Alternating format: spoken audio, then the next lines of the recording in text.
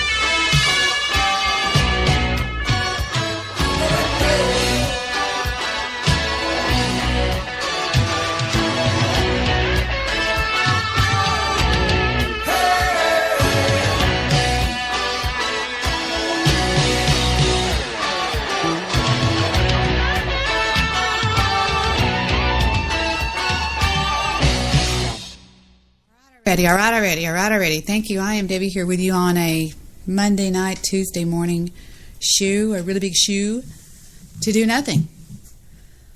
I think we should just sit here and enjoy the silence. No, I'm joking. I was, two people, don't you dare!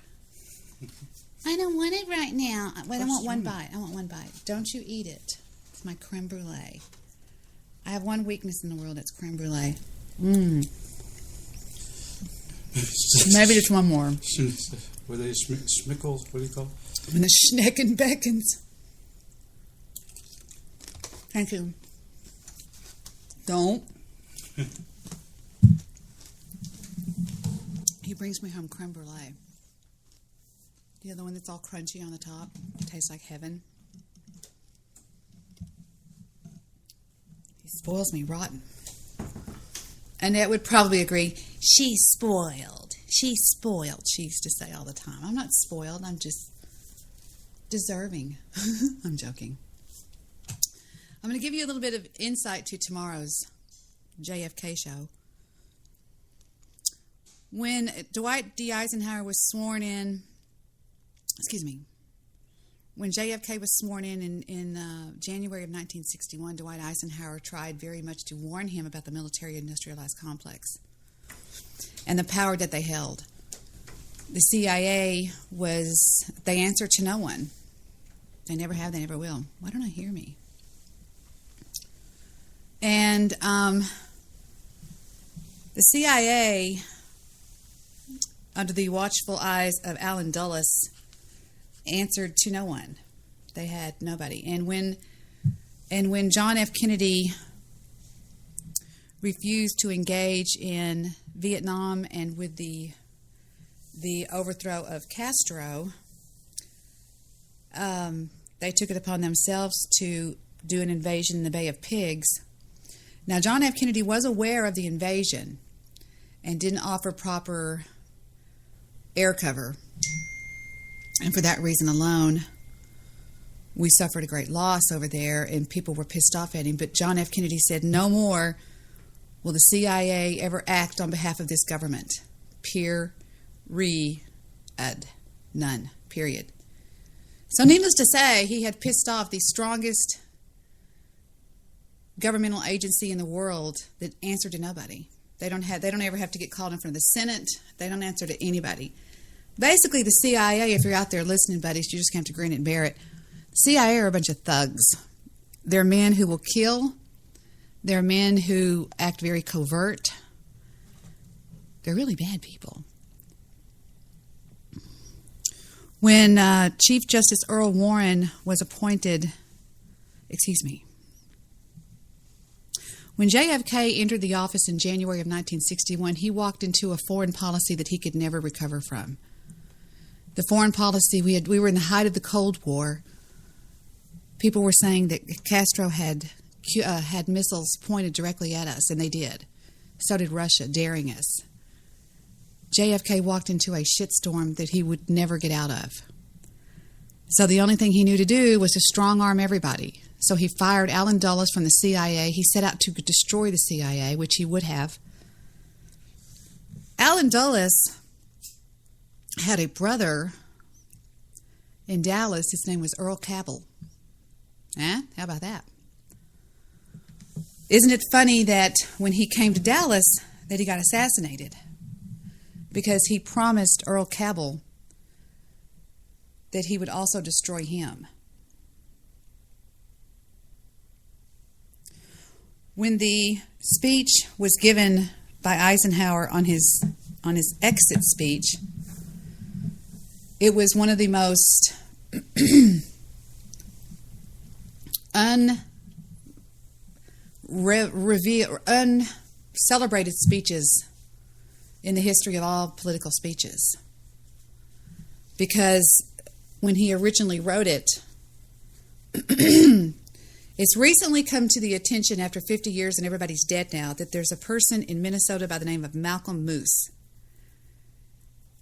He knows Milton Eisenhower. He knew Milton Eisenhower, Dwight D. Eisenhower's brother.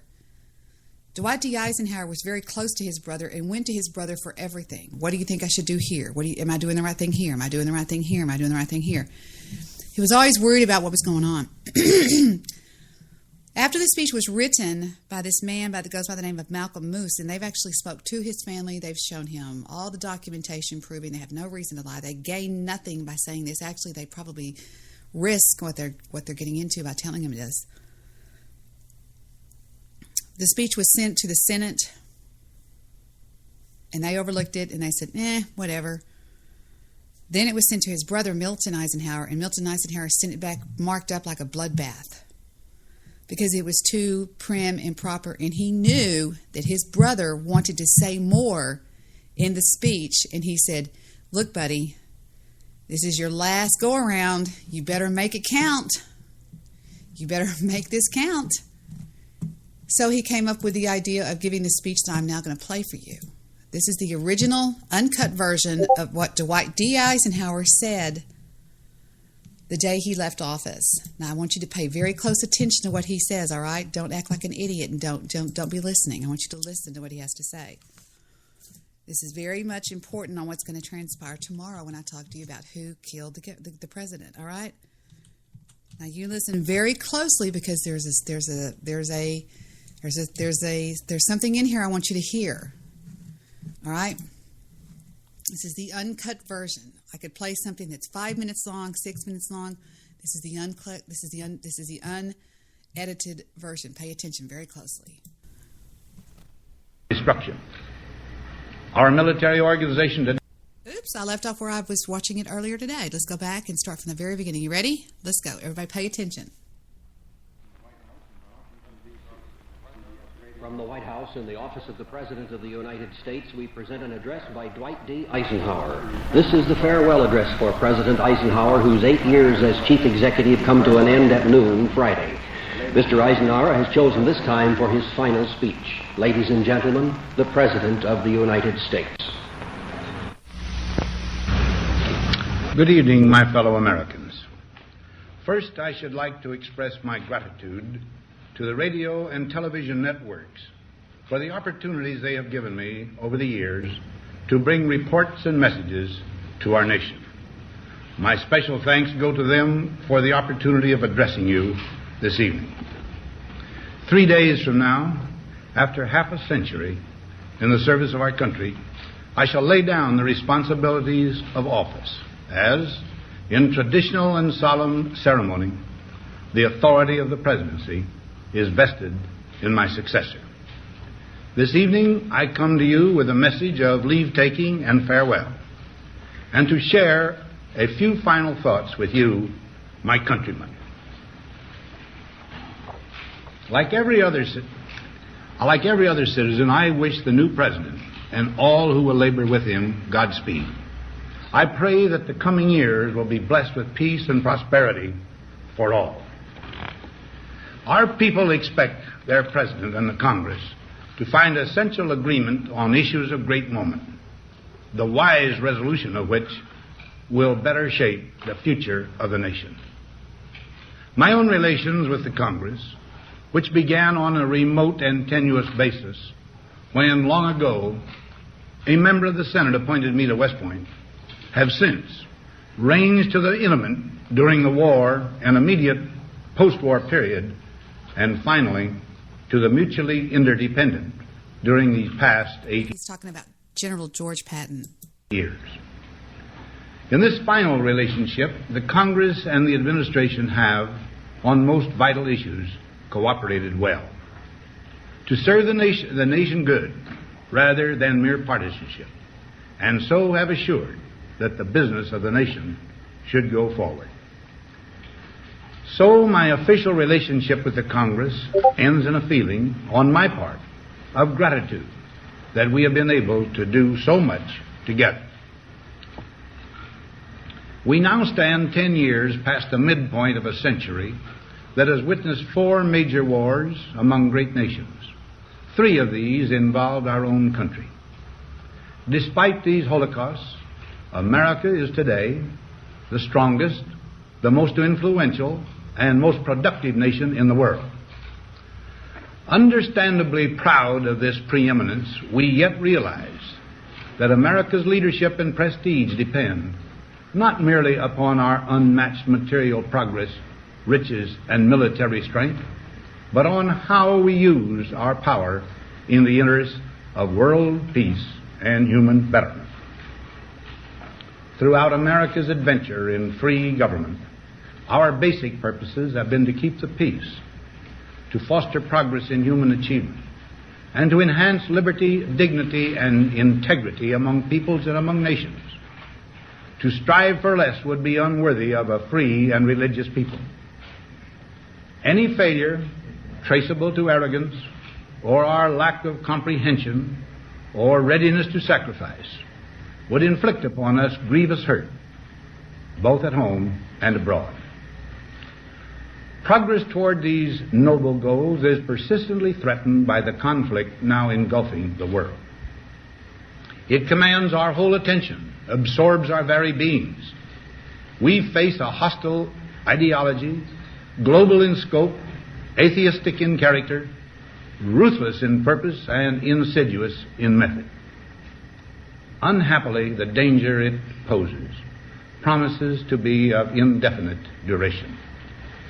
To meet it successfully, there is call for not so much the emotional and transitory sacrifices of crisis, but rather those which enable us to carry forward steadily, surely, and without complaint, the burdens of a prolonged and complex struggle with liberty the stake.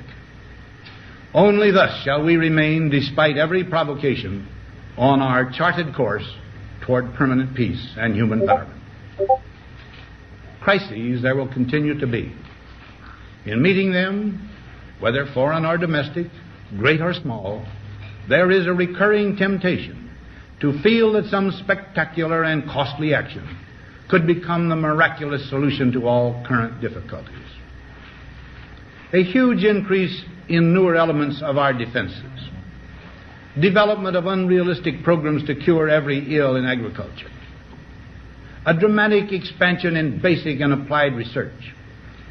These and many other possibilities, each possibly promising in itself, may be suggested as the only way to the road we wish to travel. But each proposal must be weighed in the light of a broader consideration, the need to maintain balance in and among national programs. Balance between the private and the public economy. Balance between the cost and hoped-for advantages. Balance between the clearly necessary and the comfortably desirable. Balance between our essential requirements as a nation and the duties imposed by the nation upon the individual. Balance between actions of the moment and the national welfare of the future. Good judgment seeks balance in progress. Lack of it eventually finds imbalance and frustration. The record of many decades stands as proof that our people and their government have, in the main, understood these truths and have responded to them well in the face of threat and stress. But threats, new in kind or degree, constantly arise. Of these I mention two only. A vital element in keeping the peace is our military establishment. Our arms must be mighty, ready for instant action, so that no potential aggressor may be tempted to risk his own destruction. Our military organization today bears little relation to that known of any of my predecessors in peacetime, or indeed by the fighting men of World War II or Korea.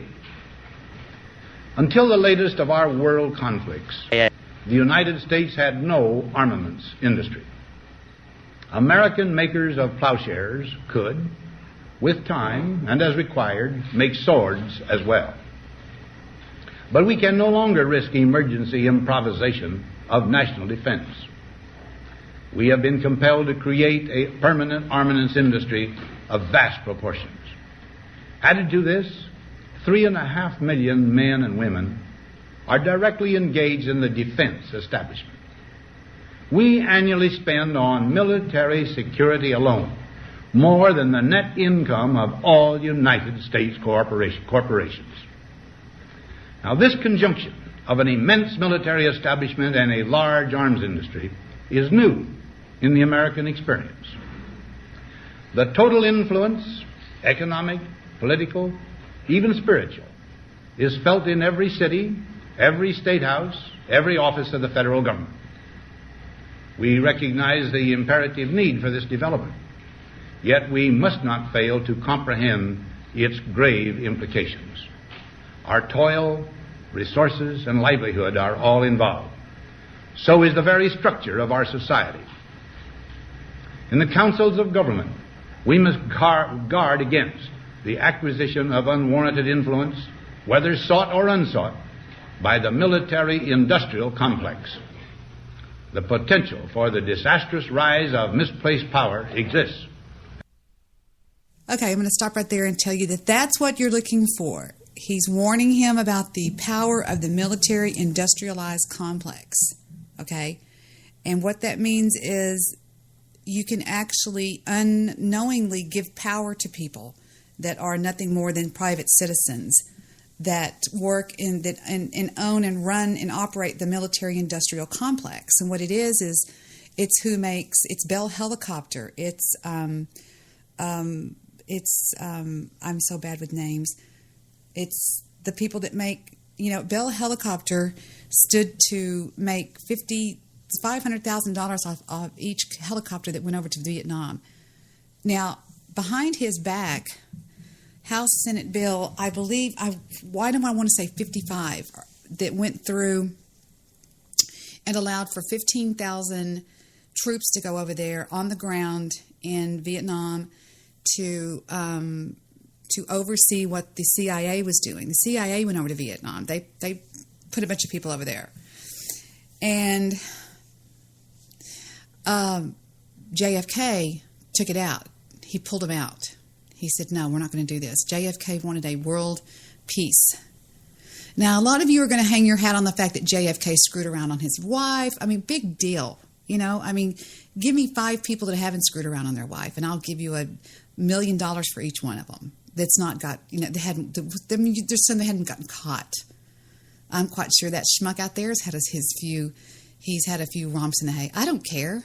As long as I don't find out about it. I used to tell him, as long as you keep your, just whatever, just make sure I don't find out.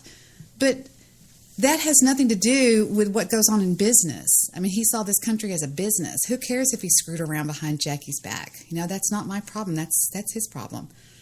But the way he was going to run this country was not very popular amongst the other powers that be. And I'm sorry, when you piss off the CIA, you get killed. I don't care what you say. You can lie all you want and say Debbie's making up shit. You're wrong. You're wrong on every level.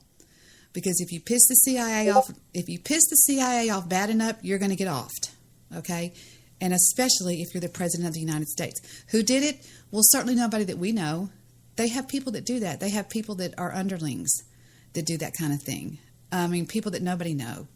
Just guys that work for money. They're just pieces of shit, People that don't value life very much. They're narcissistic assholes that go out and off people all the time. This is a fact.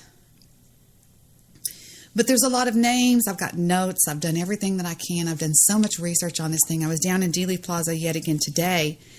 And I tweeted out that I was going to be down in Dealey Plaza tomorrow at 1 o'clock p.m. to do the show live from Dealey Plaza. I've had several people in my real life tell me that's not a good idea.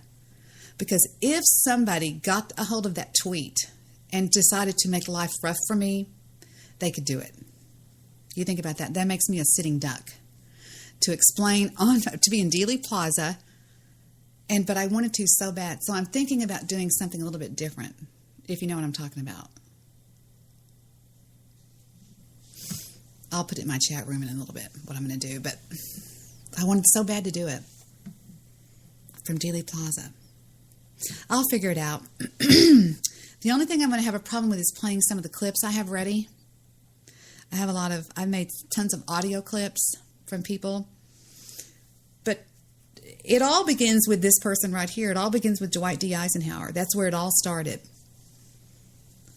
And I believe that Dwight D. Eisenhower, had a very sad day the day that JFK died.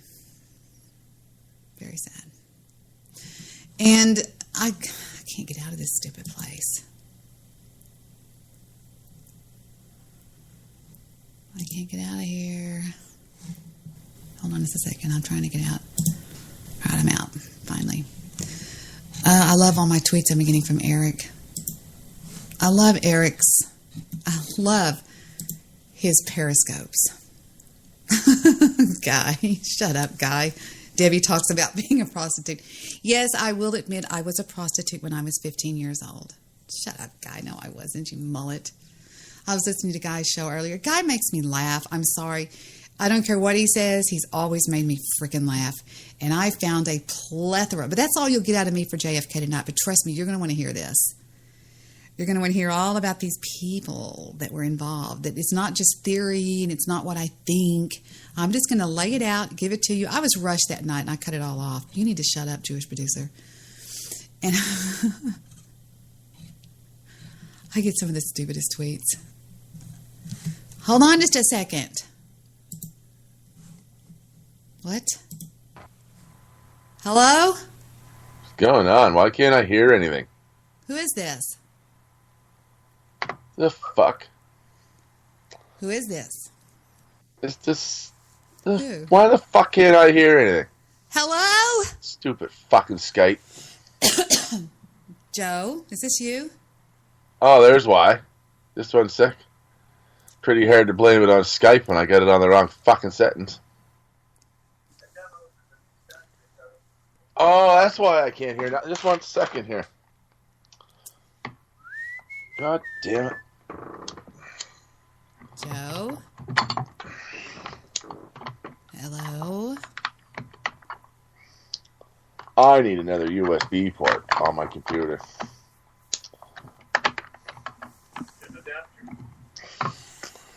Yeah. Hello? Just 1 sec here. Hello? Hello? I called the wrong number. This isn't Domino's. No, it's not. I can get Domino's. What's going on, Joe?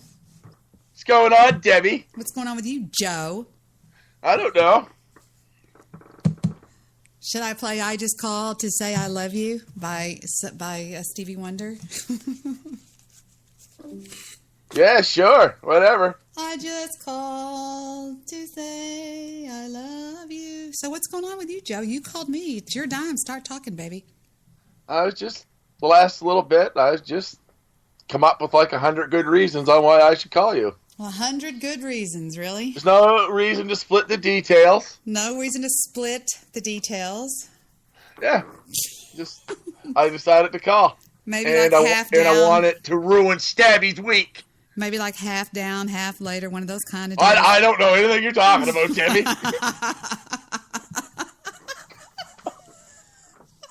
I only called because I wanted to ruin Stabby's week.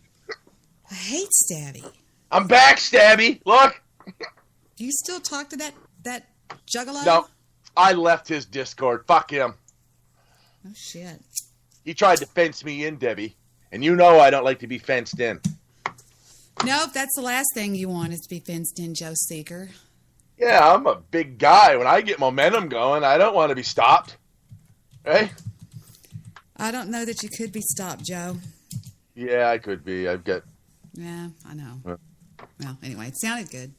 lack motivation, you know? So Lack motivation. What's going on with you, Joe? I just want to say that the AA Bantam team won their provincial qualifier tonight, and they're off to the provincials in a couple weeks. So, Wow. Do you coach them, Joe? No, I don't. No, I'm not a coach this year. And I'm the voice. Oh no! Are you one of the? Are you? Give us an announcement. Do something. Now batting for Debbie's Snowden with Rock. No, Patty, what?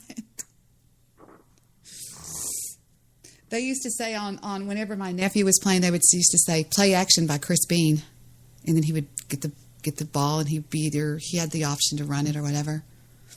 Well, play actions when they sort of drop back, yeah. But that's football. He always said that all the time. The announcer would always go, "Play action" by Chris Bean. Yeah. Good times. Yeah. Was good times. It is good times. Everything's good times. How are you doing? Is everything okay? How's Becca? She's sound asleep. Aw. She had a long day. I was gone for 9 hours today to baseball, so she didn't have a good day. Sonny called me at 10:30 tonight, and I was at the grocery store. I didn't get home until about 11. What time is it now? I got home about 11:30, I guess. Sonny's always calling when people aren't home. I hate Sonny calling. I get so tired of Sonny calling. Sonny, no answer. Yeah. Yeah, it bothers me. He's like a stalker. Worst thing about stalking people is you get like wet feet standing in the bushes. Right? And down like where you live, you'd have to worry about like snakes and stuff. So Absolutely. Absolutely. good. So, what's the matter with you? Why do you... My house almost burnt down in a forest fire. What? And when I say almost, it was 2 miles away, but that's pretty close when it comes to forest fires. Why did you say you set a house on fire with Debbie in it? Did you really do that? Not Debbie, my ex-wife. Oh. I didn't set it on fire. I tried to set it on fire. You can get mad, Joe. And the reason is she was inside. Wow, Fuck, real I burning. thought it pretty well explained itself. Did you get in trouble for that? Little 18-month stint in college never hurt a fella. Yeah, really. If I hadn't went to college for 18 months for that, I would not know for sure today that I don't like to suck dick. So This is true. Over there, you're kind of forced to like it, right? Sort of, you know, cigarettes ain't cheap. Didn't you used to smoke a long time ago? Yeah. What made you quit? Somebody told me you had a heart attack. Holy fuck. I was like, what? Did you? Yep. Did you really? I did. Wow, when was that? Tell me about it. Oh, fuck, that was, let me see. Do what? That would have been 2008. What did they do? What happened? I mean, were you home alone? Did you get rushed to the... So here's what happened. I was going out with a married woman that I used to go out with when I was a teenager, and she used to come up on the weekends, and we would spend her husband's money. Because when it comes to things like that, I have very little scruples. Anyway, was not a very physically active guy, and she used to come up, and she used to get me Viagra. So we were shacked up in my place, and we were on a big sex thing, and I went to walk to the store to get some smokes and some Pepsi, and I took a bit of a heart attack on the way back. And they sent me through up to Amherst, and without getting into all the details, I was in the hospital for a week, and they determined that I had no problems. And they kept the cardiologist. She was this little Russian woman, and she was about 60 years old, but she was it was weird. Like, anyway, she kept talking to me and telling me that it's okay to be honest with her. Right? And I said, okay. She said, were you doing any drugs? And I'm like, no. And I know she was convinced that I was coked up because she was looking at my file where, you know what I mean? And anyway, whatever happened was just too much smoking, too much fucking, too much Viagra, and not enough cardio, I guess. So I had no blockages or nothing. But why did you have an irregular heartbeat, or did you have a complete blockage? No, it was just a little heart attack from, I hate to admit it, but power thrusting. I'm a big guy, but I like to power thrust. So. Grandpa Cruz, the Russian guy, says, I've never screwed around on my wife, on top of her, under her, on the side of her, but never around her. Oh, okay, I get what you're saying. So, you want to hear how I rescued the raccoons, Debbie? I would love to hear how you rescued the raccoons. It's not a bad story. Nobody got hurt, right? None of the raccoons. I saved the raccoons, Debbie. I was a fucking hero. Aww. I put myself out there. What did you do? Anyway, a couple weeks ago, I wake up in the morning, go into Discord, and all the guys are in there, and I'm talking to them, and I could hear raccoons out in the yard chattering because the dog's going nuts. And I always hear raccoons in the yard out there fighting or whatever it is raccoons do. So it keeps going on, and after about 45 minutes or so, I'm like, what the fuck? I said to the guys, I got to go outside and see what's going on. So I go outside, and I go around the corner of my house, and there's a cage with 4 baby raccoons in it. And the cage is all tied up with twine. And the mother raccoon's on the outside going around and around the cage all panicked up. And I'm like, what the fuck? So, I don't know. So, I come back in the house and tell everybody what's going on. So, this keeps going on for a few hours. and the raccoons are still making the noise, and the dog's driving me nuts. And I keep going out, and the sun's up now, and it's around the corner of the house, and the raccoons are right in the direct sunlight in this cage. And they're still there. So I got thinking in my head, well, fuck, somebody might have caught these things and put them in my yard, because knowing that my family has land in the country, that I'll know how to get rid of them, because that's how people think. You know what I mean? So I said, I got to get them some water anyway. Food. I said, I got to get the food. So I brought them out some food, and then I remembered that raccoons need to dip their food in water because they don't have no saliva. So when I come back in the house to get the water, when I come back outside, when I come around the corner, all 4 baby raccoons are sort of sitting up on their ass, and they're all looking at me. And one of them's got his hand outside the cage, and the mother's sitting in the exact same pose, and she's holding hands with the baby raccoon, and all fucking 5 of them are looking at me. And when I say holding hands, I mean like their little raccoon hands look human, and they were literally like palm to palm. And I just said, I gotta let them fuckers go. So I come in the house to get a knife, and I come back, and the big guy across the road is there by that time, and he goes, what's going on? And I show him. He said, well, we got to let them go. So we cut the raccoons loose, and then they weren't loose 5 minutes, and the Department of Natural Resources shows up next door, and apparently the neighbors caught them. But for whatever reason, they thought they'd keep the cage underneath my window on my land. And does this story end good? Oh, yeah. Okay, good. Because the raccoons all live underneath my porch. Mm-hmm. Soon as I let them go, all 5 of them run right underneath my house. Mm-hmm. So they're there? So anyway, they're gone now, I think. But they wouldn't have taken them without catching the mother, too. But we got in a big fight, me and the neighbor, because she felt I should have called or knocked on the door and asked them if it was them that put the raccoons in a cage on my land. And I sort of felt that maybe you should have messaged me. You know what I mean? Like, I don't know what I did wrong here, but long story short, I saved the raccoons. I'm a hero, and my neighbor hates me. So where are they? Where are they now or whatever? You don't know?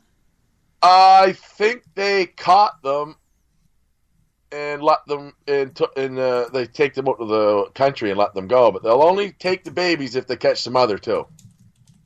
So, like, they won't catch the mother. They won't separate them. So. I think raccoons are adorable.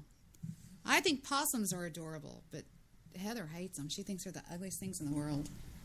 I disagree. Well. Can you hear me now? I've got problems with my voice. I can't hear me very good. Hold on. So, what's this I hear about your gallbladder, Debbie? Yeah, it's all gone, and I feel so much better. I'm like a different person. I know this fat guy that tried to tell you over a year ago to go get that taken out. I know. I just didn't do it. I just was scared, and I was scared when I went in there. So, who was right, Debbie? You would be right. You were definitely right. I just love the way that feels. Feels like sun on your face. Yeah, I thought I could push it, and I pushed it a little bit too far one night. And when I went in there was this.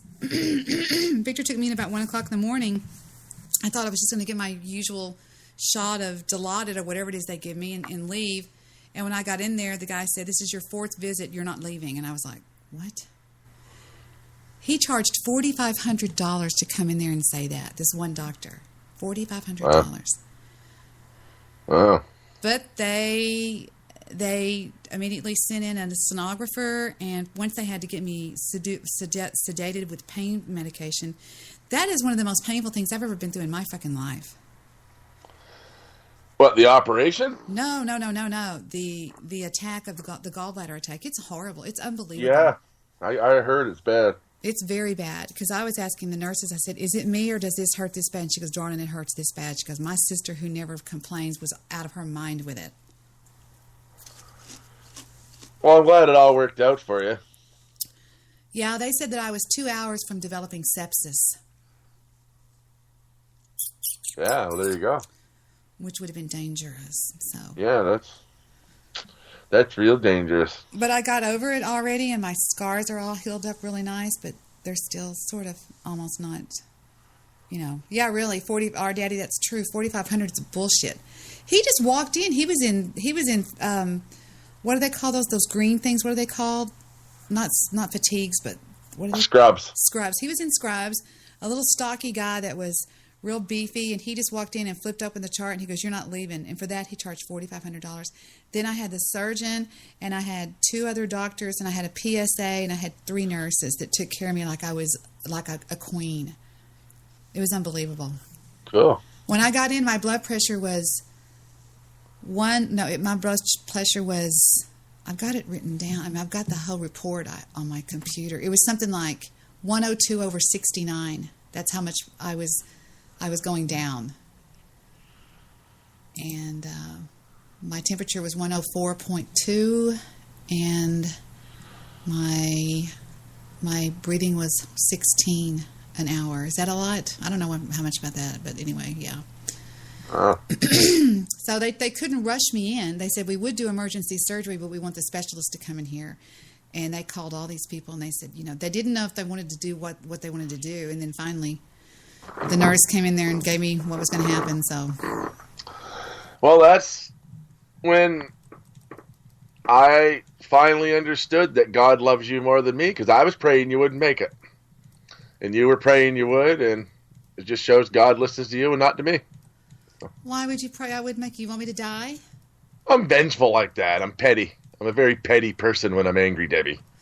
Oh, okay. Are you still angry? Well, I called, didn't I? Well, yeah, but I don't know the details of what happened before you called. Did somebody make you call me?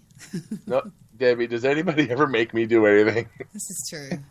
No. Got my taxes all paid. In a completely unrelated topic, just let me check my PayPal real quick. Okay, go ahead.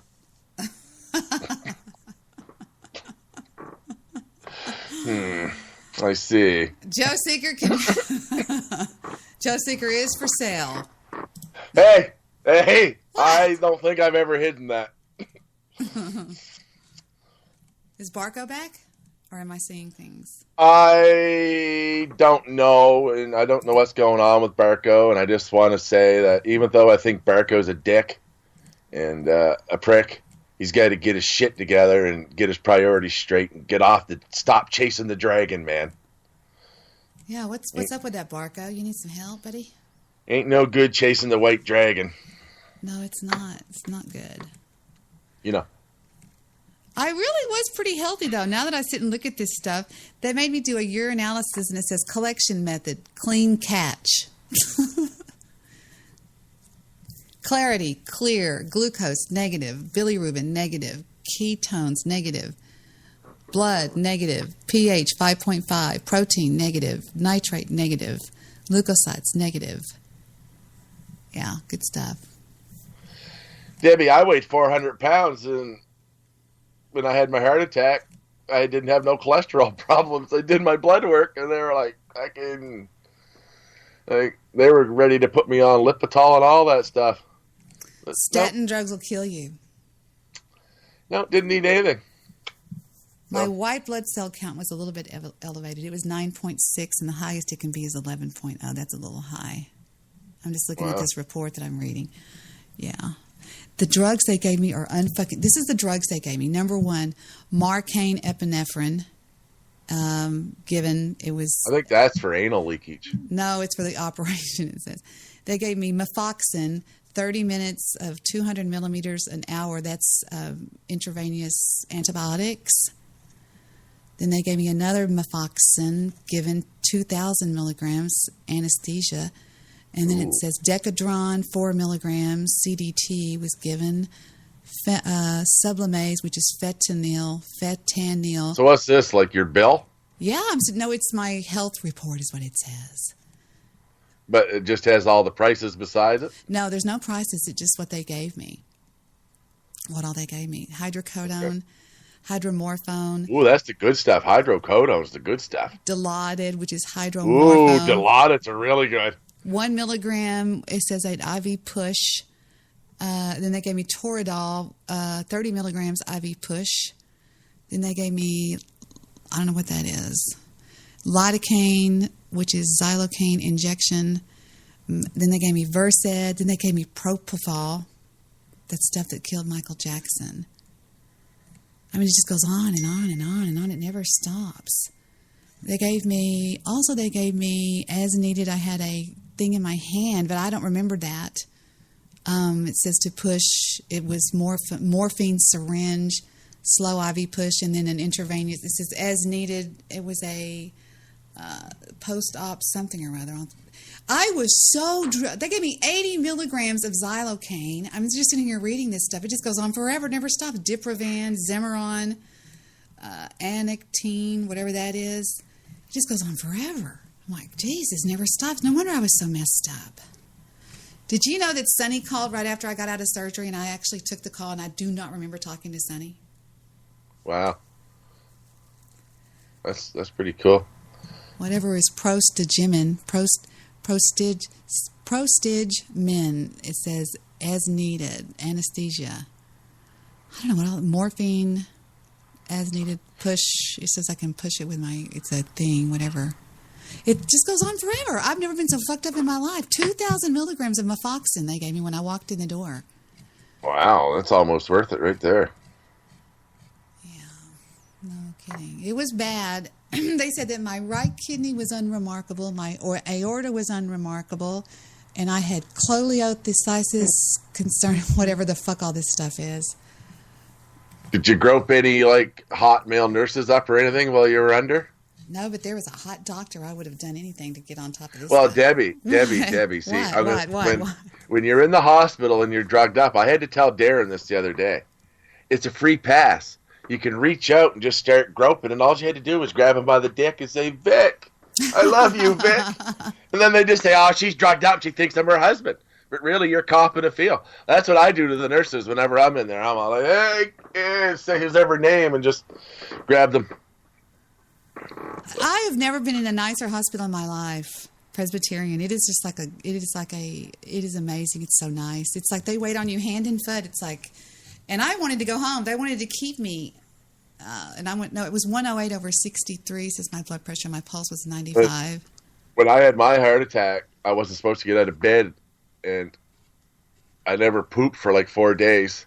Ew. And then they brought in a bedpan, and they wanted me to lay in bed and fucking shit in it.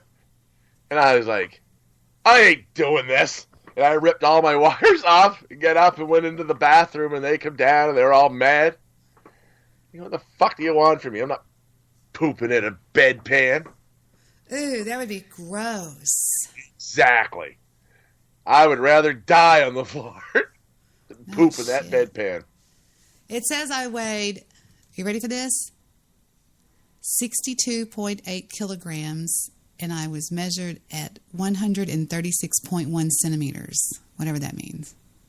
How many kilograms were you? Of what? 64.8 kilograms. Wow. How much is that in pounds? That's like 2.2 pounds a kilogram. It says 64.8 kg. Yep. Isn't that kilograms? Yep. Well, there you go. What is that? Let's see what that is in pounds. What is that in pounds? I think it's about 2.2 pounds per kg. What? Yeah. I didn't want to say it, but that's like 140 pounds, 145 pounds. 64.8 kilograms. Let's see what that is. What, about 140 pounds. That's not bad. That's not bad at all. Considering most people I know that my age are pushing 200 and over, it's pretty bad. I think it's pretty good. I try to watch what I eat. Of course, I've been watching what I ate for so long because I couldn't eat shit. I watch everything I eat. If I didn't, I'd miss my mouth. Hi, Eric. So is everybody all busted up in the Discord chat? What happened to the Discord? I thought I heard y'all all fighting and not getting along or something. Stabby went nuts and blocked me. So why? What happened? I mean, because I started spelling his name Stabi.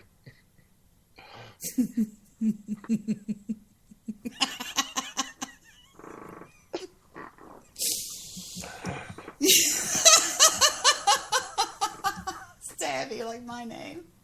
You fucking mean ass piece of shit. Stabby McToya. Stabby McDaly. No, McToya. You need to leave Stabby alone. Willie says, what is this abomination I'm hearing? Willie told me if I come on your show, he'd never talk to me again. So I hope you know what I give up for you. I give up Willie for you, Debbie. Really? So what is the deal with the people over there? Who hangs out in there nowadays? Well, I'm not the social butterfly everybody seems to think I am. Okay. And sometimes I suffer from anger issues. Right? And sometimes when I'm in Discord, I'm not like... I like Discord. I like logging into Voice and sort of having it on in the background. And I like doing my own thing. And then if I find a clip or whatever, I like to share it and talk a little bit. And other people like to log into Discord and talk nonstop. Right? You know what I mean?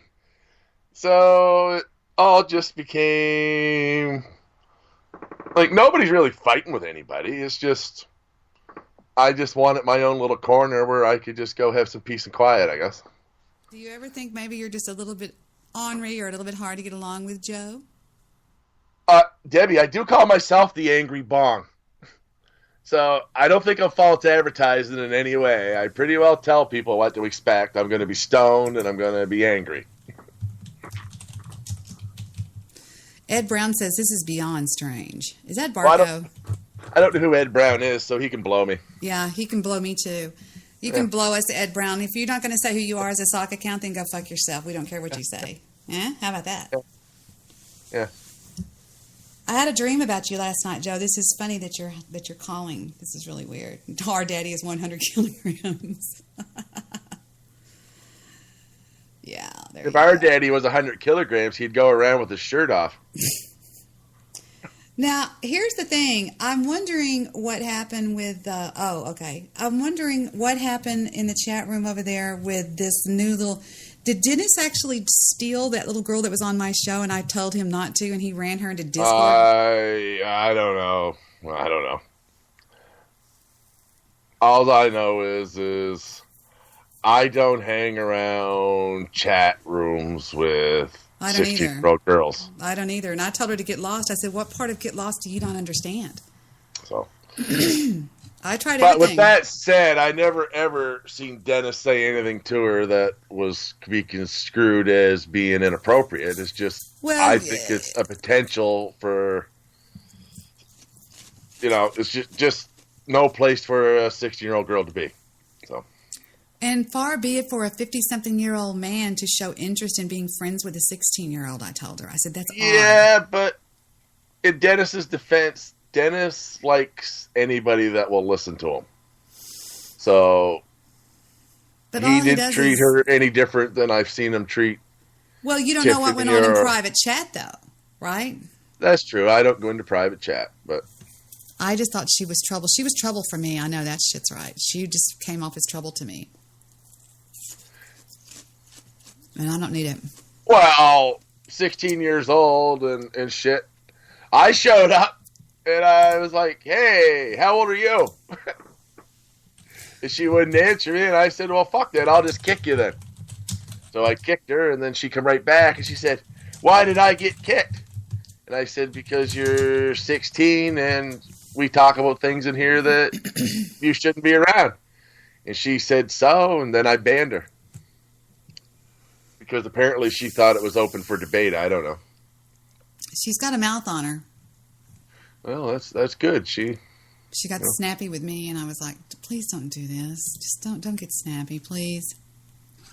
I'm like, "What? Just please stop. Just go away and let's just." So I'm pretty sure she's banned from Darren's Discord.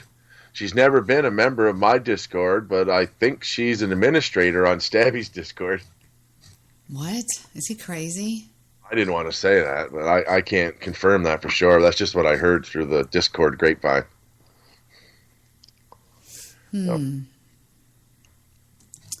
I don't... and Stabby don't talk to each other anymore because we have irreconcilable differences. Yeah, but that'll blow over. It always does. You and Stabby are always fighting about something. You know what I mean? It'll blow over. Mine doesn't blow over with Stabby, though. I think Stabby truly hates my guts. Oh, I beg to differ. I don't see that. I can see that in some people. I don't see it in Stabby. I honestly don't, and I've tried. I think Stabby hates Vic's guts. I don't think so. I think Stabby honestly hates me.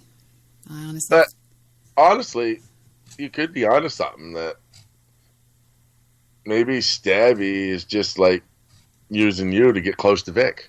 Maybe I've been looking at this all wrong. Maybe when I accuse him of being in love with you, maybe it's not you he wants at all. Have you ever honestly thought that Stabby may be bisexual? Oh, he's gay as fuck. Yeah. Okay? He's gay as a musical. He gets pretty mad whenever somebody mentions something about gays. He goes to bat. He gets upset. Yeah, he gets mad at me all the time. He's all like, I always thought he was a liberal, but he makes fun of gays. And I'm like, yeah, I'll vote for you and support your rights, but I'm going to make fun of you while I do it. Right? That's who I am. I'm supposed to treat the gays different than I treat absolutely everybody else in the world? I fucking troll everybody, so the gays are fair game too. RD says, what's up, my nigga? To Kurt. RD's such a troll. He really is. Kurt, thanks for making Joe and Debbie be pals again. I never stopped being his pal. I just know that he's just angry about something. Why did you leave my show? You fired me. Oh, I did? I forgot, I guess. I'm sorry. I didn't know what happened. I tried to find out what happened one night. I couldn't figure it out to save my life. I think what happened was Discord, to be honest with you. I think that's what happened was Discord. Discord just messed me up or something. I don't know what it was. That's the way it felt. I remember now. You were picking on my friend Darren in Discord. I told you to shut up. I was Darren's picking on my Darren. Friend. Darren can handle his own shit. He can be mean sometimes. That's not how I roll. Yeah, really. I like to get involved in people's shit.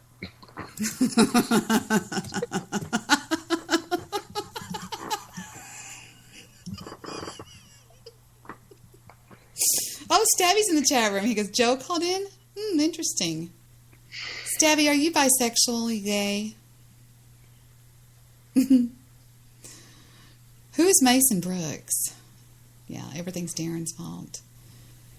I don't know. The only problem I ever had with Darren, I said it then, I'll say it again, is just that he just seemed to be all up in my business with people, and he always wanted to be a victim to me. Debbie's mean. Debbie's bad. Well, Darren has this trait about himself where he sort of very childlike in the sense that he always asks you one more question.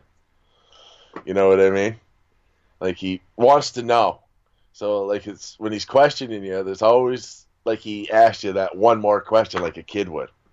You know what I mean? Like he wants to know. Like so, it never ends. Like you know, like you'll say to Jet, like he'll say, "How come airplanes fly?" And then you'll say, "Well, they fly because you know the shape of the wing and the motor." And then you'll say, "Yeah, but," because there's always a "yeah, but." That's sort of what Darren's like. He's a great questioner. If you're listening to him when they get guests on Wolfman's and stuff show, he's great at questioning guests. I think I pissed him off the first night I went to their show, and I said, "Who's the young kid on the show?" I thought he was young. He's got a high-pitched voice. Yeah, I spent a lot of time talking to Darren. And he invited me to come live in his house in his basement. And he's going to get me a job at the hotel. And I told him, I said, "I'm sure somewhere right now your wife just felt a shiver go up her back." Right? And, you know, hey, honey, this is Joe. I met him on the internet. He's going to be staying at our place for a while. You know what? Yeah. You know what? The other night, I said to somebody in my room, and it was my daughter, I said, "That guy's homeless." The guy that was on Wolfman's show And the next day I found out that he was homeless. I could just tell for some reason. I don't know why. I could just tell. The one that kept calling him Wolfgang. Do you ever go to Joe's? Oh, yeah. Do you ever go to his shows? Nope. He called into my show, and we had a blast. And then, who was it? Debbie, I don't handle drunk people well. Oh, yeah. I don't either. I grew up in a house with drunk people, and half of my grandparents were drunk people, and I drove taxi dealing with drunk people, and I worked the door at bars dealing with drunk people, and some drunk people, like when they're drunk, like Ozzy Andrew, it doesn't really bother me, right? Other drunk people, it just fucking makes me want to flip tables and hit them with a bat. So, some people, they say that it is truth serum, that they used to use liquor as truth serum when they wanted to get the truth out of cowboys and stuff. And they say that if you get somebody drunk, you'll get the real them. So you either become happy or you become a prick. You know what I mean? The thing is, the Japanese have an old saying. I'm not going to know it word for word, but we all have three faces. We have the face we show the face we show the world, and we have the face we show our family and friends, and then we have the face we show ourselves. You know what I mean? Nobody exposes their true self to anybody. I guess. I don't know. There's everybody has inner thoughts and stuff that they don't share with anybody. Darren, I would believe that, but you say that at every show you go to. This is the best show ever. You can't love everybody. You're not everybody's friend. Not everybody loves you. I learned that a long time ago. You know what I mean?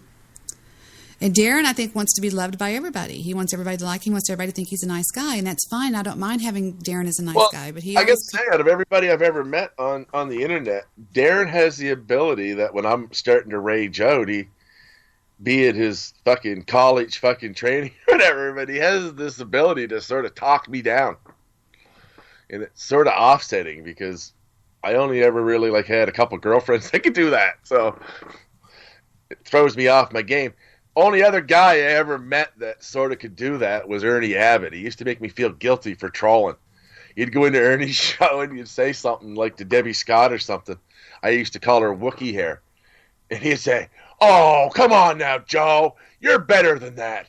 I've talked to you. I know you." And he'd just give you this big fucking lecture and you'd feel like, "I'm sorry, Mr. Abbott." To the point I won't even go in his chat and troll anybody because he makes me feel guilty every time. So... Well, now, what was I going to ask you? I was going to ask you something else.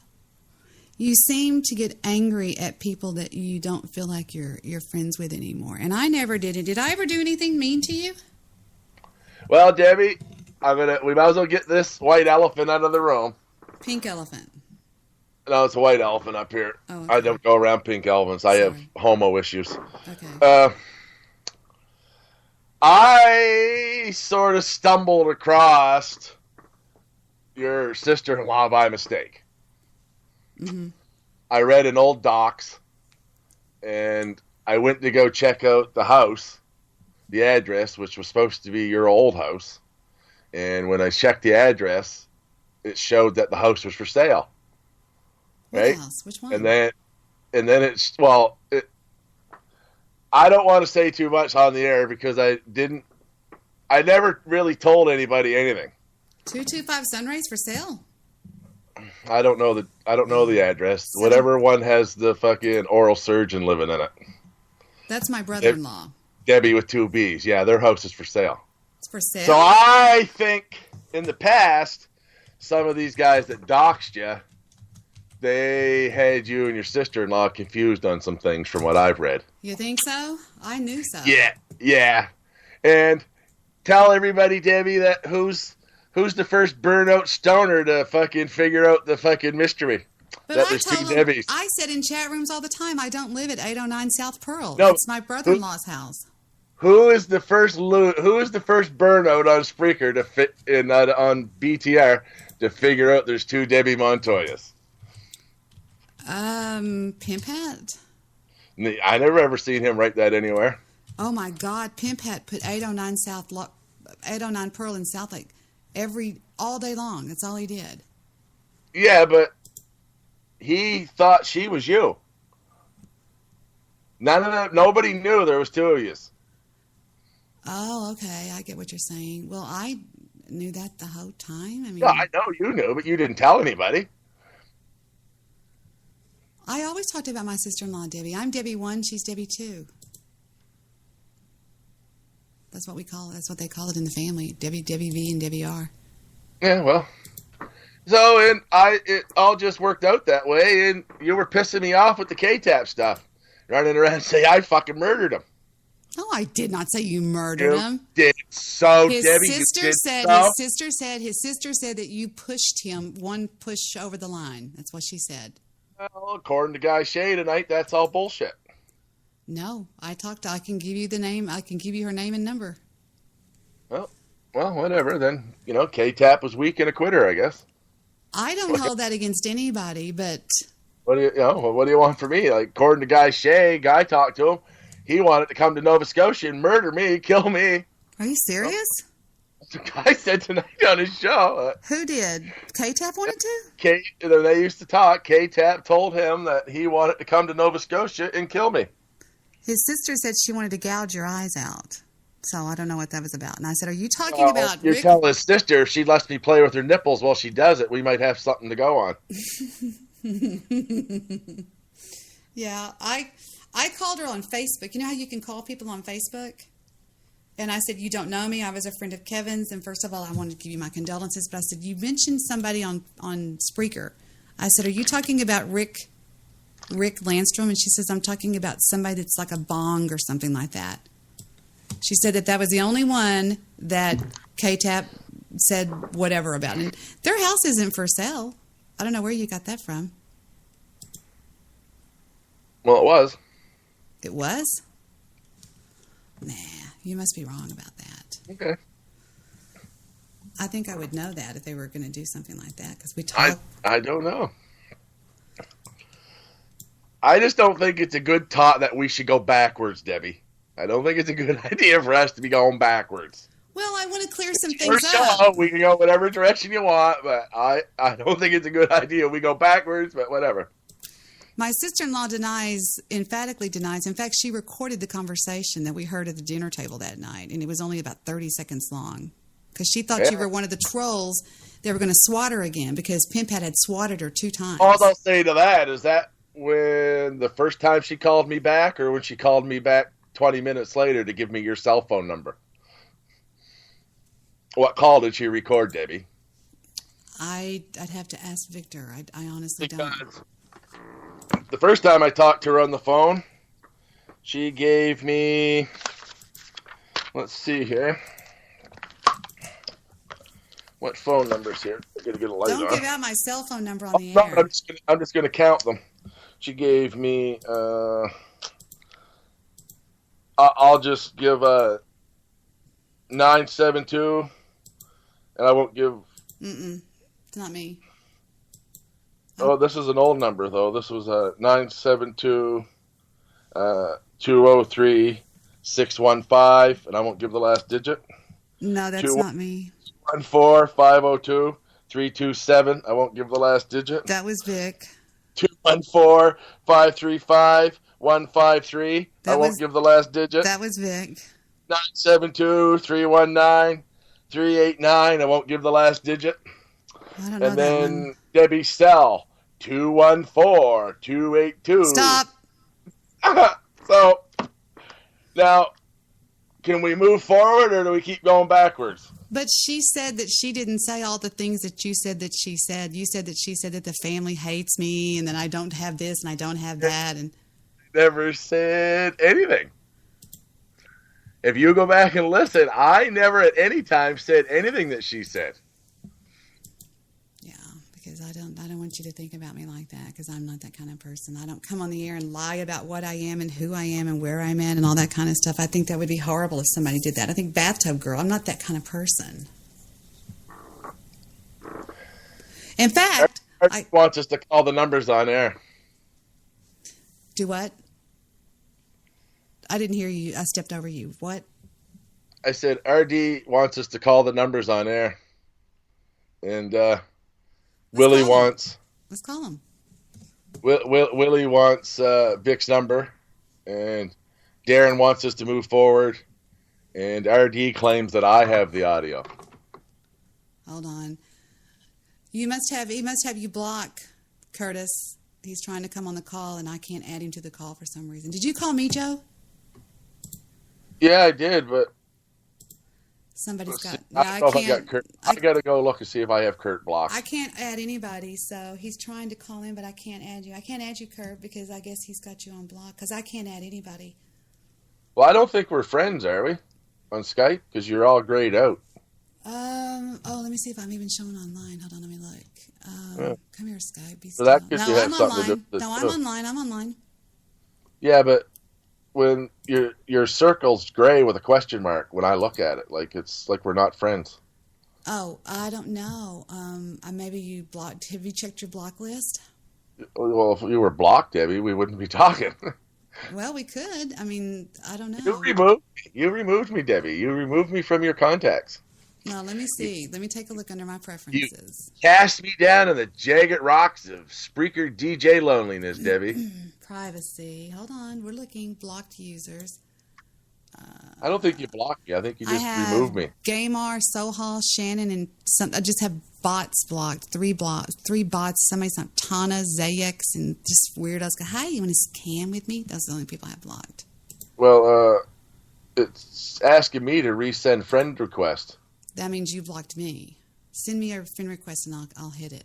Well, it's okay if you get mad and block me after you. I didn't block you. You blocked me. Wait a minute. Wait a minute. It says blocked Joe Seeker. Okay. Send me another friend request. On June 17th, it says I blocked Joe Seeker. But you're not blocked now. I don't understand that.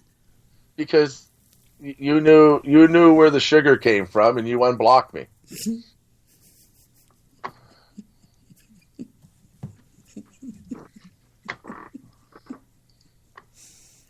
Where the sugar came from. What? Did you? How come Stabby's not saying nothing in the chat tonight? Usually he's so full of shit. Oh, he was full of shit last night, running down everything I said. Being a Mr. You know what he's doing right now? He's in his room raging out. Fucking Joe. Stupid fucking Joe. Fucking hate Joe. Throwing things. Fucking Joe. I see him with like his mother's lipstick right now, written all over the house. Kill Joe. Instead, and his mother's going, Jonathan, settle down. What's wrong with you? Get out of here, mother. Don't talk to me. Leave me alone. You need to eat your dinner. I'll never eat again. What has got you so upset, dear? Okay, I want Hot Pockets. Now, Jonathan, what's wrong with you? Yeah. Did you lose another game? I still can't add you, Angel. I don't know what to do. I can't add you. Oh, he's calling in again. Poor Mr. Rooney Popper Kurt. How can I? Oh, wait, I can do it. I can do it. Wait. Contacts and see if I got them blocked. Fuck. Jesus, Kurt. You know, it wasn't that long ago, Kurt, you were condemning me to hell. I just want to say. He told Fire Shit Derp the other night he was being ugly to Fire Shit Derp. Oh, Wolfman's You have calling. another chat message from CURT GREEN. I'm getting a call now from Wolfman. I can't add you to the call. I can't add anybody. Let me see if I can add Wolfman. Hold on. Nope, can't add Wolfman either. I got Climax Hearts fucking blocked. I have nobody blocked. Look, I'll show you my screen and you can see what I'm talking about. Watch. You ready? I can't believe I blocked Climax. Okay, look. I'm very fond of Climaxes. Wolfman, I can't add him to the call. Right there. I can't add CURT GREEN to the call. I've got ability to either. I can't add anybody. What's wrong with you? I never use Skype anymore. I'm a Discord dude. Yeah, I can't add anybody. I couldn't add Goose to the call. So that's not blocking. Something else is going on. Oh, I know what the problem is, why them guys can't call in. Why?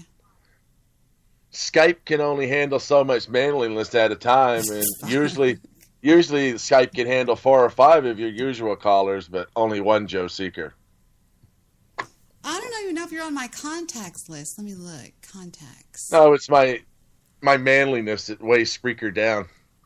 The bassy undertones of my voice take extra bandwidth, unlike Kurt's girly features. Let me see if you're on my contact list. Kurt might have a point. Maybe God blocked us for our own good, so we don't end up fighting. What is your name on Skype? Your name is what? The Angry Bong or what? Let's see here. I got to go look. No, it's Joe Seeker, but the Shillbilly Show, all one word. The Shillbilly Show. Find him, you idiot. Oh, I'd have to look down in the T's. Hold on. All right, Debbie. So RD will shut up about this. There's something I have to say to you.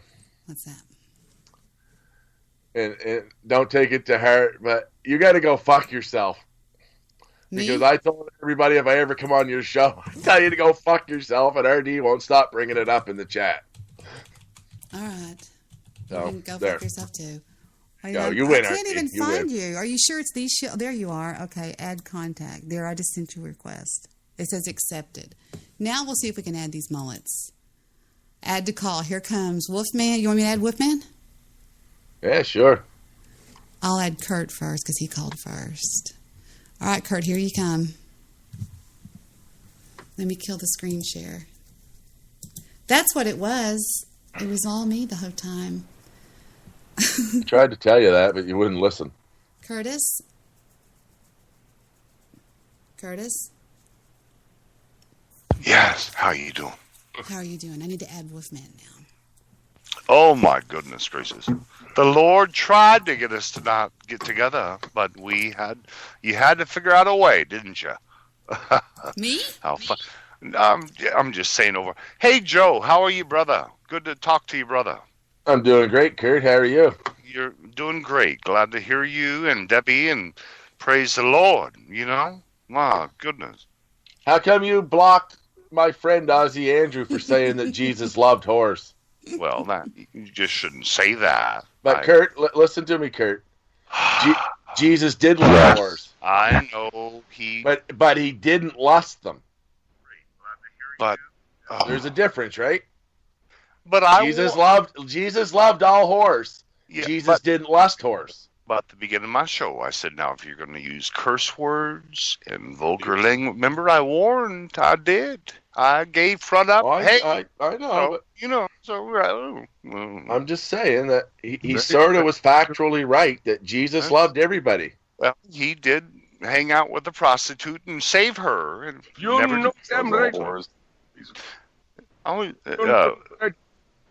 one thing I was in our church, they always put down the nobody ever went after the man that did that. Know that in the Bible that Jesus would go to the prostitute, but nobody ever questioned that. He never questioned them. How did you know that Jesus was a man?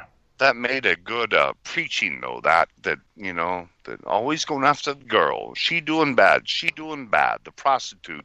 Nobody questioned the man that did that to her. I'll shut up now. Joe, how did he know that Jesus was a man? There's my brother, Wolfman. Hey, Wolfman, brother. How you doing, buddy? I think it's because he was circumcised. But that means he was Jewish? Yes, Jesus was a Jew. So that means he liked to steal off people? No, wait a minute. Jews Jesus don't was steal. a brown-skinned, curly-headed Jew. Now, wait a minute. Wolfman, you made I don't know if you remember this or not, but at 7:30 in the morning, you left me a voicemail message that sounded a little creepy. Have you heard this? Do you remember making this? No idea. But, yeah, I was really drunk last night. Let it roll. Let it roll, Blaine. Voice message from Let It Roll. This is a little bit odd, so here we go. Let it roll. God damn it, girl. You look good in that picture there. That's Wolfman. You look like you're teenager, ran around the track a few times and sweating underneath the bleachers with me, making out and been made love a few times down there. I think I was horny for you. Oh, fuck, man. I love you. Play the rep. Keep play. Shh. Damn, she looks good. Damn it. Oh, shit.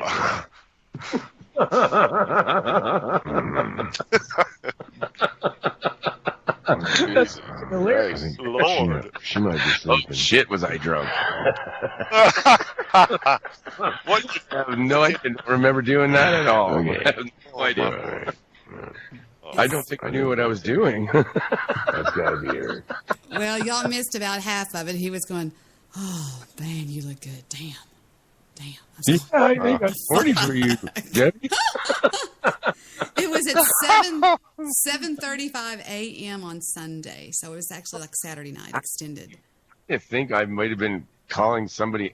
Like, I don't think I meant to call you. Maybe I was calling somebody else. No, you meant to call her. I don't care. It's Oh, fine. wow. It That doesn't. where I was horny for you, Debbie. I think it's Just funny. legs in the air. My goodness, Wolfman. Legs in what the are you air. What? Holy fuck. This show sure has doing? changed. Oh, No shit. my goodness. This is so. Joe, Wolfman, Debbie. Oh, look at you all. Can't the Lord do wonders? Oh, my. It wasn't the Lord that did it. But I know Don't what- don't tell me about the Lord, Kurt. He don't listen to me. Me and Debbie already talked about this. Oh, well, he does too all the time. He used No, the he did. year. Yeah, he does. I prayed that. Debbie's- Listen, Kurt. I prayed that Debbie wouldn't make it in her operation, and she did. Joe, do you think that Jesus picked his nose? Oh, Lord. Not in front of people, but He didn't definitely in private. Everybody picked their nose. Everybody Debbie picks their is nose gonna in be- private. Surely, Debbie is going to be in Dealey Plaza tomorrow. How cool. Going to broadcast live at 1 p.m. Texas time. That would be 11 Arizona. Probably 12 or 1 in Canada. To tell you the truth, Kurt, I actually would believe Joe over you when it comes to Jesus. Okay. I'm not kidding. He is smart. He isn't. I can tell that he knows the Bible. He probably read it 10 times. Who knows? I don't know. I think But Jesus Oh, carried. I only had to read it once. Yeah, once. Me too. I read it once, but Joe told me that Jesus carried a sword, and I believe that. For some Yeah. reason. I don't know why. he didn't carry a sword of the Spirit in spirituality. No. Not a sword. Jesus and 100,000 angels riding on white stallions. Not a Swords of fire. fire. Yes. Bring and the fucking rapture upon you, Kurt. well, I'm saying that it wasn't a physical sword. The sword It does in a get in- spirit. 100,000 angels with Yeah. swords of fire. I just read that the other night on Debi's show. The full armor of God, talking about the sword of, not the fire, but of the sword of the Spirit. Is it? Yeah, sword of the Spirit will conquer anybody or anything. Yeah. Thank you. Thank you for that Bible lesson tonight, Curtis. Now, Wolfman, what's going on with you? Somebody was saying, was that guy that you had on the show the other night calling you Wolfgang, was he homeless? Yep. I love that. I'm like, hey, come on in and do a show. He was funny. He had a good sense to him. He had a nice sense of humor. No, he's a karaoke buddy, and he came back with me after we did karaoke together, and he wanted to go on the radio. I thought he had a great voice, so I said, fuck it, let's go on the air. And he's like, right on, man. We were He was so excited. laughing. Oh, my God, we were laughing so hard. I just want to check my PayPal real quick here. Fuck off. Joe, we're Interesting. family. Yeah, we're family. We better send him $2. Everybody send $2. Interesting. There doesn't appear to be any money in there. I'm going to send you some. How do I send it to you? Where's your PayPal? How do we donate to your show? Right here, guys. It's on the way, says Eric. Everybody listening, send him $2 each, and he'll probably get like $10. I just want to say, Audrey, you owe me. Why does Audrey owe you? Nothing, just a little private thing I had. She says, I just know Joe's going to call you. And I said, he's never going to call me again. And she goes, I bet he does. I said, I bet he doesn't. So actually, she would owe me money. No, I would owe her. I don't know. As I explained to you, Debbie, lately I've been thinking, and I come up with like 100 good reasons on why I should call you. With half down. I mean, I'm not, excuse me. Just saying. I remember it now, Debbie. I remember what I was talking about when I called you. It was your new picture. It's the picture that you have on your Skype. Mm-hmm. She's so pretty. Yeah, she's so pretty. You when you were young. Easy, fellas. Easy. She's married. Yeah, I know. No, don't let that stop anybody. I'm open for any suggestions. Holy cow, poor Vic. I was thinking it looked like her 80s picture. She's an 80s girl. It looked like her close up. Because the 80s, they used a lot of makeup. And Your she first had excellent. friend. You know what I mean? 80s, yeah. You remember hiding underneath the bleachers, making out with your first girlfriend? Well, that's the picture reminds me No, of. I was usually the cheerleader. Yeah, well, you were a cheerleader, weren't you? Mm-hmm. All right. Well, it's 20 to 4 in the morning. It was a blast. It's time for Are you time have for me to to go go to to bed? bed. No, What? don't go to bed.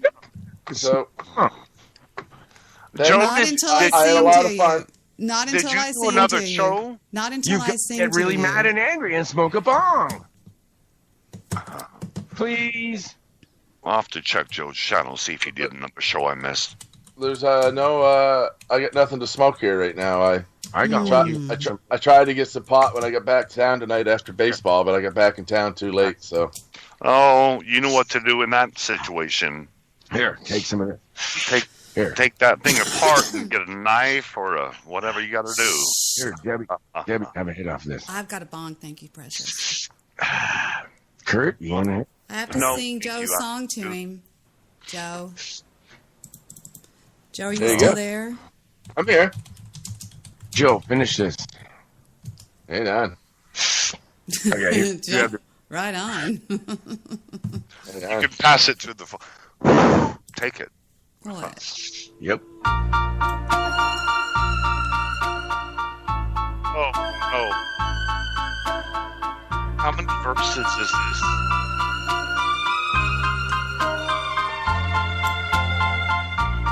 I'm sorry, so sorry that you were such a fool. And somebody's singing in the background. I was being your backup. No, it works off of Vox. Somebody bring a beer up to the stage, please. I'll shut up. I'll mute. Don't shut say up there. beer, because I quit drinking today. Oh, I'm sorry. Oh, did you? I'm sorry. Yep. I was going to sing I'm sorry to Joe, but Curtis never will shut the fuck up so anybody can do anything. I'm going to shut up you now. never shut up. Muted now. I'll shut up right now. I promise you I'll shut up. I guarantee you won't shut the fuck up. Shutting up, I'll tell you the... Okay, shh. Oh, fuck.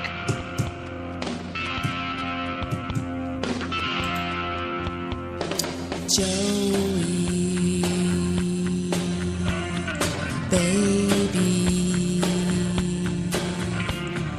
you are too angry. God, that's hard. Detours,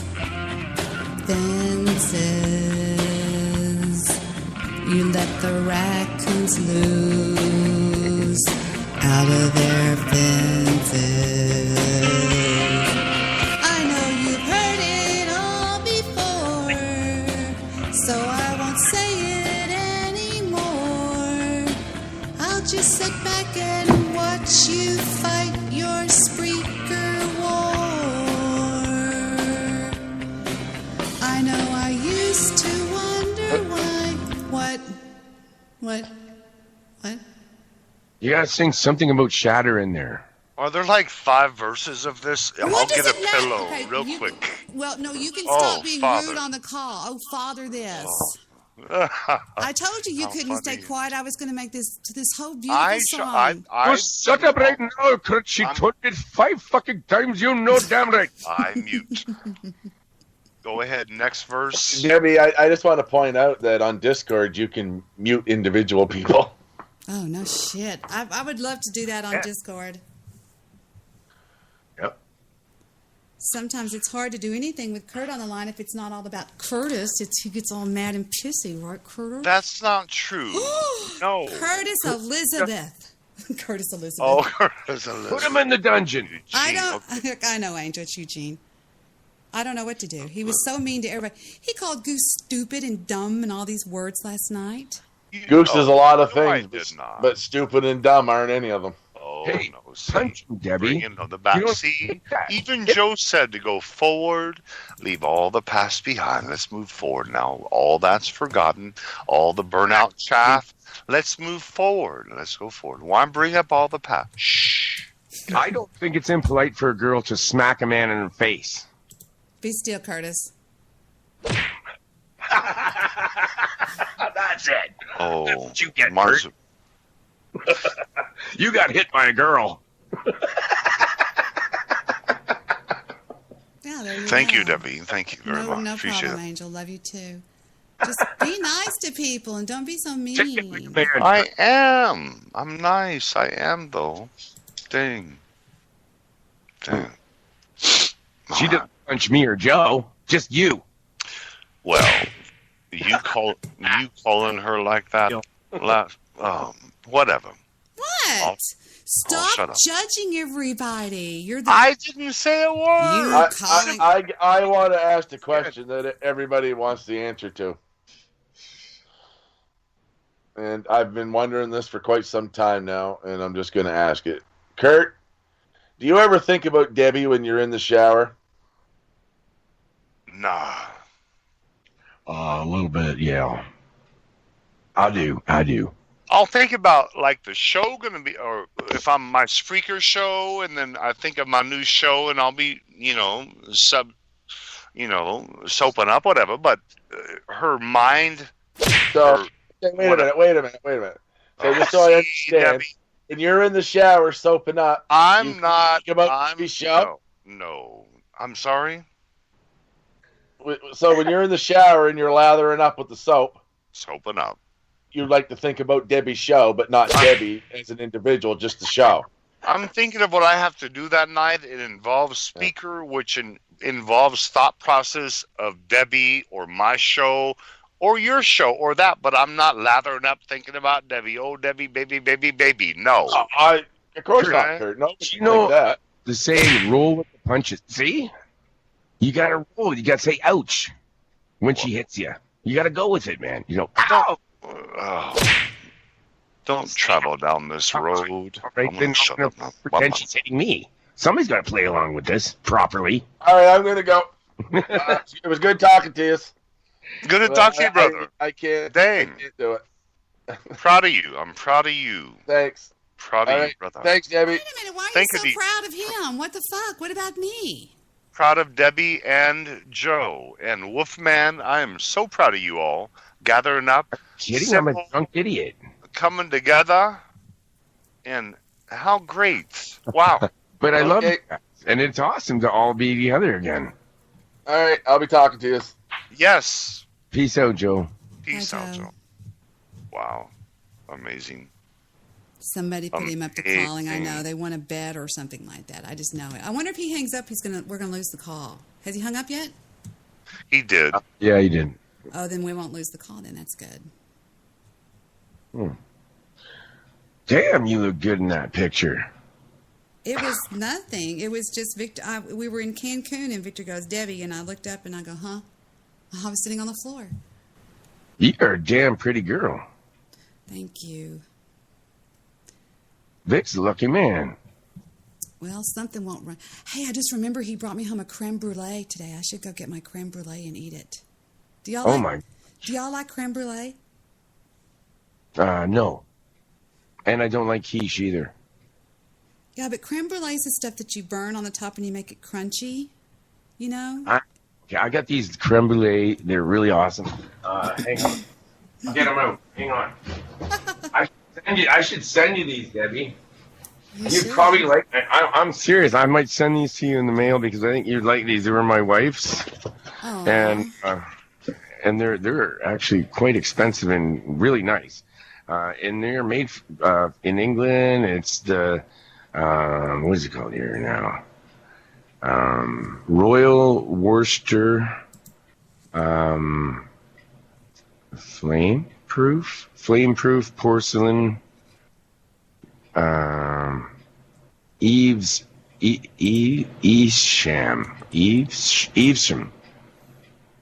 Yeah, I looked it up. I googled these things. They're worth $40 each. And I got 5 of them. And you'd like these. I probably will never use them. You want them? What are they? Are they creme brulee? Yeah, they're creme brulee fine china. Yeah, of course. Oh, if you hold your china up to light and you can see your fingers through it, that means it's real china.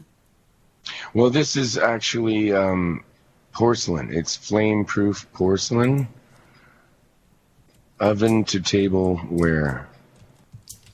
Can you see through it if you hold your fingers up?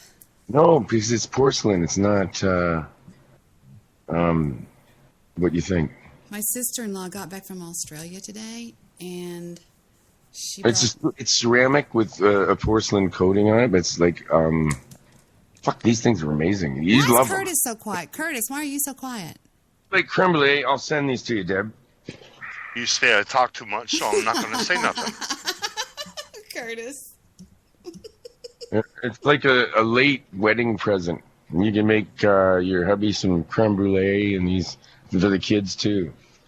If you have a question for me, ask me. I'll answer, then mute. Oh, stop being a baby. Gag, gag, goo, goo. We'll give you a juice box, and you can go take a nap.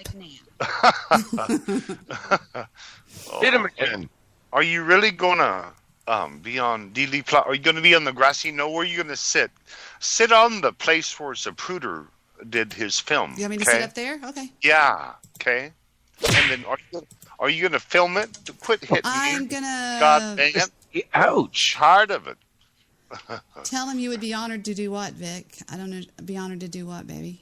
He said tell him you would be honored to do what? Oh, to take the china? I would love that. That's very sweet. I'm sorry. I never mean to be a bitch. I'm just really aloof. Sometimes I'm just not thinking. You know, Victor's over there listening to us live from the rental for porcelain. Oh, he's at your rental property? Yeah, he's at rental property. The way Curtis is. Like, you can send me your address as private to me somehow, and then I'll send it to you. Yeah, I'll do that. Mm-hmm. What I want you to do, when I was at the Dealey Plaza in 2002, I dropped a silver dollar in the hedge right below where Zapruder statue, or that stand, that big cement stand where he was standing on. So right there at the hedge, you reached down there, you could find my 50-cent piece. I dropped it there, last thing I did. So try to find that there in that little hedge. Silver dollar I found, and it's in my bag. Let me get it out and see. It's got. Hold on a second. Let me take a look. You found a silver dollar at Dealey Plaza? No, I found it in my bag earlier today. It says. I'm up. What year, Deb? Let's take a look and see. Hold on. It is. Yeah, I dropped that one right there. It says. Okay. It says, Liberty, and then it says 1776 to 19, and it's got looks like Eisenhower on it. Yeah. Sure. What's the 17 to what year? It says 1776-1976, $1. Okay. 76. That was a yeah, they made those the 100th anniversary, whatever. And it's got under the little thing, I think it says I don't know. It's the little letter like P and F. I think it says P. Is it gold? No, it's a silver dollar. And I have another one I found. I found them all. This one says E on it. E pluribus unum. And then another one. A gold silver dollar? I do. I have a gold one, and I have No, I do. I'll show you on webcam. I know they had gold, silver dollars. Well, 50-cent pieces, though. The one I did was like an old 50-cent piece. They were like regular, like a dime, a nickel, a quarter, a 50-cent piece in the old days. They were 50-cent pieces. If the economy crashes and our money becomes worthless, the gold and the silver that we have won't be. It'll be still valuable. Oh, yeah. It'll go up Oh, fast. you know how badly we've been ripped off. They took all our silver and gold away and gave us paper. Yeah, but you can go to the banks and you can get your money cashed into silver and stuff, silver and gold and Yeah. stuff like that. Imagine if everybody did that.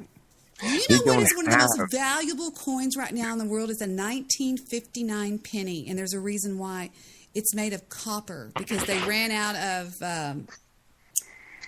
of whatever they make it out of, and was it copper? They ran out of something that year, and I was talking to. See, I like coins for some reason. A little known fact that nobody knows. Remember, I know that 76 with that year. Kurt or Deb, I think there's something significant to happen on Olympic year.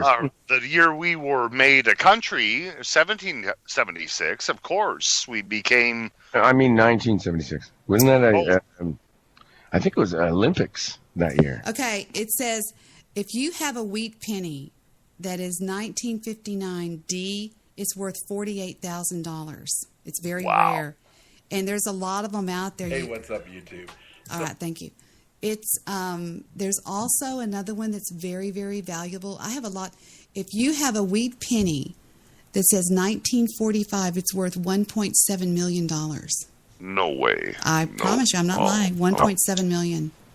One little old penny, little old tiny thing. Oh. Well, way back in the day, actually, pennies were made of gold. Well, they have something happened on this day in '59. They ran out of whatever it is, and they had to make them for something whatever. I forgot the exact details of it, but it's pretty good. You know where to find those would be, because when I tore out my Cadillac in the seats, 1957, tons of coins. But go to a wrecking yard in your local Wolfman, area do you and ever start find, ripping out the carpets. Wolfman, do you ever find pennies around your front door or your back door? Oh, dimes. I find dimes. That's weird. I find them everywhere. My son's in the room. Hold on. What's up?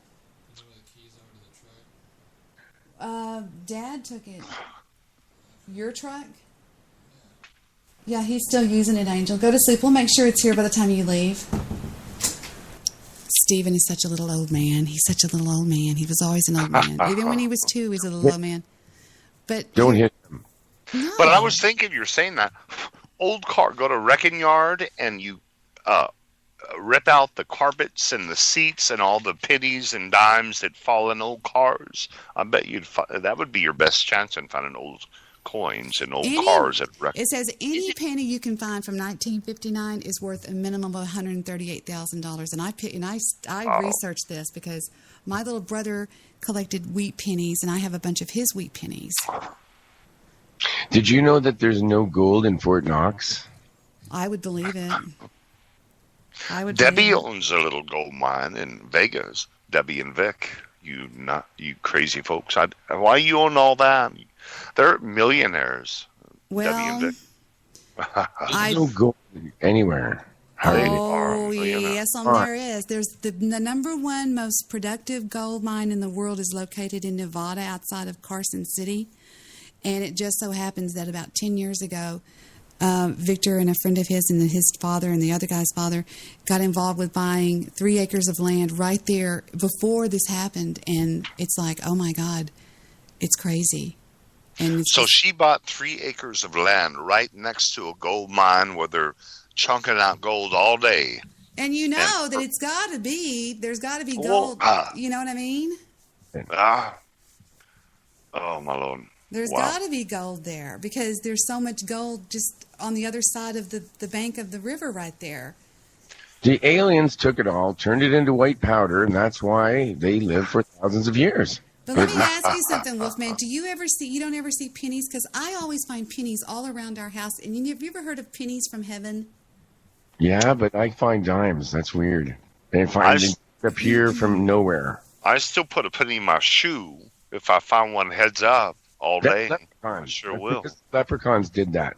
That is the old, put a penny in your shoe if you want one. Heads up only, not tails up, only heads up. That's what they say. The pennies come from the leprechauns. That is something, all the little things we have through life. You do believe in leprechauns? I'm not kidding. I don't know. I don't know. What was that? I don't all know. The gold. But have you ever you lose something, Deb, and you in the first place you looked, and you looked there like 5 times, it's not there, and you keep looking in that spot and thinking, well, I know I put it there, and then it's there. And then you leave the room or something, come back, and you look in that same spot, and it's there. Oh. I think it's funny when people say it was the last place I looked. Of course, that's because you found it. You wouldn't be looking anywhere else. Of course, it's going to be the last place you looked. No, my grandma lost her. The first place you looked. My mammy. And then it's or like your keys or something, and you can't find them anywhere, and then and you look all over, and then they're sitting right in the middle of the room when you walk and you come back, and it's right in a weird spot. Let me tell you a story. Let me tell you something. Mammy lost her hearing aid and could not find it. This was like a year before she passed away. And we tore up the house, and as we were moving the chairs and the couch, looking on the couch, and I'd vacuum since we have them removed from the area underneath and all that, and just looking like for 3 hours, and god dang it, she had it in her ear. The old lady had it in her ear and just had it turned off. Oh. What did it sound like when she pulled it out of her ear? When she turned it on, that noise. Have you ever heard a hearing aid that make that like wheeling, squealing noise? I thought it was funny. It's probably Debbie, not. what do you think it sounded had like? To be there. Ear. Had to be there. That all that time oh, Curtis, it's right in my ear. I just had it turned off. 3 hours. We were on our way to Breckenridge, Colorado one time, and I told all 3 of the children that they could take one of their friends, and Chris was with me, the big one, the big guy, and he took 2 friends, and we were in the Land Cruiser, and Heather took Bailey, and Stephen took Tyler, and we all were set to go, and I said, everybody go to bed. We're going to go in the middle of the night because I like to drive when it's nighttime. And we woke them up about 2 o'clock in the morning. We were all packed up and ready to go. And we told Tyler and Chris were the 2 big ones. They were like 16 years old. And I said, take the Land Cruiser across the street to the Texaco. And this was Christmas Day night. It was nighttime and it was snowing. And fill it up with gas. And they were so cold. So they came back in and they got their ski masks and put them on. And they put on their gloves. And they go across the street to get the gas. Well, about 30 minutes later, I get a phone call on my cell phone. And it was the Dallas Police Department. And I said, hello? And they said, yes, this is Dallas Police Department. And I said, what? And they said they were holding Tyler and Chris because they had on ski masks and the Texaco was closed and they were trying to get in the door and they set off the alarm and they had ski masks on. I thought they were going to go over there and rob it, but that's not what I was going to tell you about. What kind of gloves were they wearing? I don't know, just gloves. We were all ready to go. But anyway, so we get to Breckenridge and we get everybody out of the car, and everybody's ready to get there. We get them all in the hotel, and I look, and my Rolex is gone. And I went, oh, fuck. And I tore my hotel room up. Victor's listening. He's going to remember this. Do you remember what happened, Victor? So I go into the kids' rooms, and I said, guys, listen to me. I lost my watch. I don't know. It must have come off because I was always doing gloves and getting it out and packing and unpacking. And I said, I'll give $100 to anybody that can find my watch. And they started tearing through everything. And all of a sudden, Tyler sneaks out of the hotel, goes downstairs, and he gets Victor to go down there with him. And it was laying in the snow right out of the driver's seat. It was outside the car. It had fallen off my arm. But I remember taking it off when I was driving for some reason. But that was a $5,000 watch, and I gave him $100. Let me tell you something that happened to me yesterday, Deb. I got stuck across town. This little kid, I helped him out moving this washer and dryer, and I'm like, and then he tells me, and he's got to stop and pick up some drugs or some shit, and he goes near this creepy neighborhood, and this lady that pushing her kid says, "Hey, you got to get out of here! You got to get out of here! The cops are looking for your vehicle." So I just said, fuck this, and I got out of his vehicle, and fuck this, I'm walking home or whatever. I'm way stuck on the other side of town. No wallet. My phone was dead. Oh, man. So what happened? Well, I just started hoofing it, and then I just kept looking for a cab. I flagged the cab down, and I said, I'll pay with my Interac when I get home. Well, when I got home, I couldn't find my wallet. Uh-oh. Anywheres. And I just started panicking, and I'm freaking right out.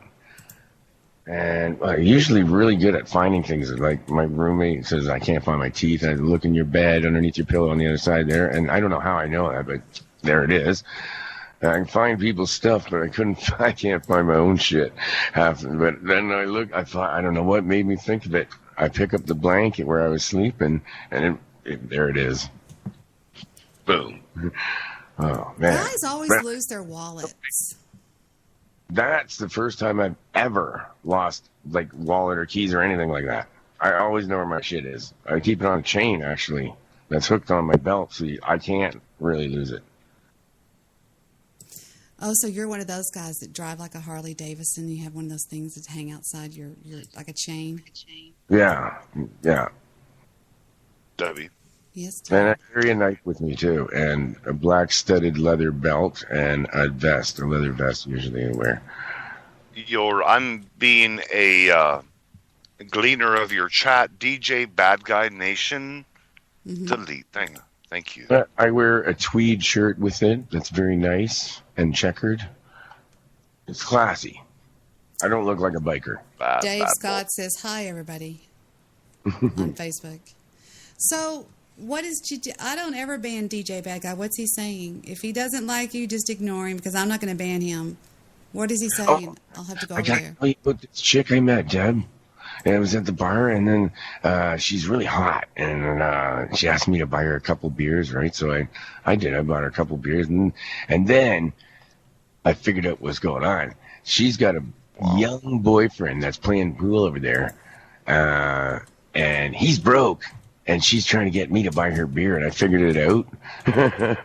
So I said, fuck you. I'm not buying you a beer. That's your boyfriend over to get him to fucking buy you a beer. And then she sat there and had no beer for the rest of the night. I know it's kind of mean, but you know what? So she was how are you? I'm sorry.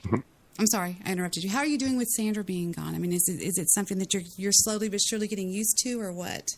You must see a difference in my voice. I'm a little happier now. But you know what I'm doing? Tomorrow I'm going with my mom and Dad to the farm and see my little my niece. She's just born. She's just little, maybe 6 months old. My little sister's baby, and hang out with my kids and help my mom out for a little while. I'm going to go get my creme brulee. Curtis, can you talk for a second? And don't worry about the chat room. Just get out of the chat room, Curtis. Don't even watch it. Just ignore them. DJ Bad Guy's just funning around with you.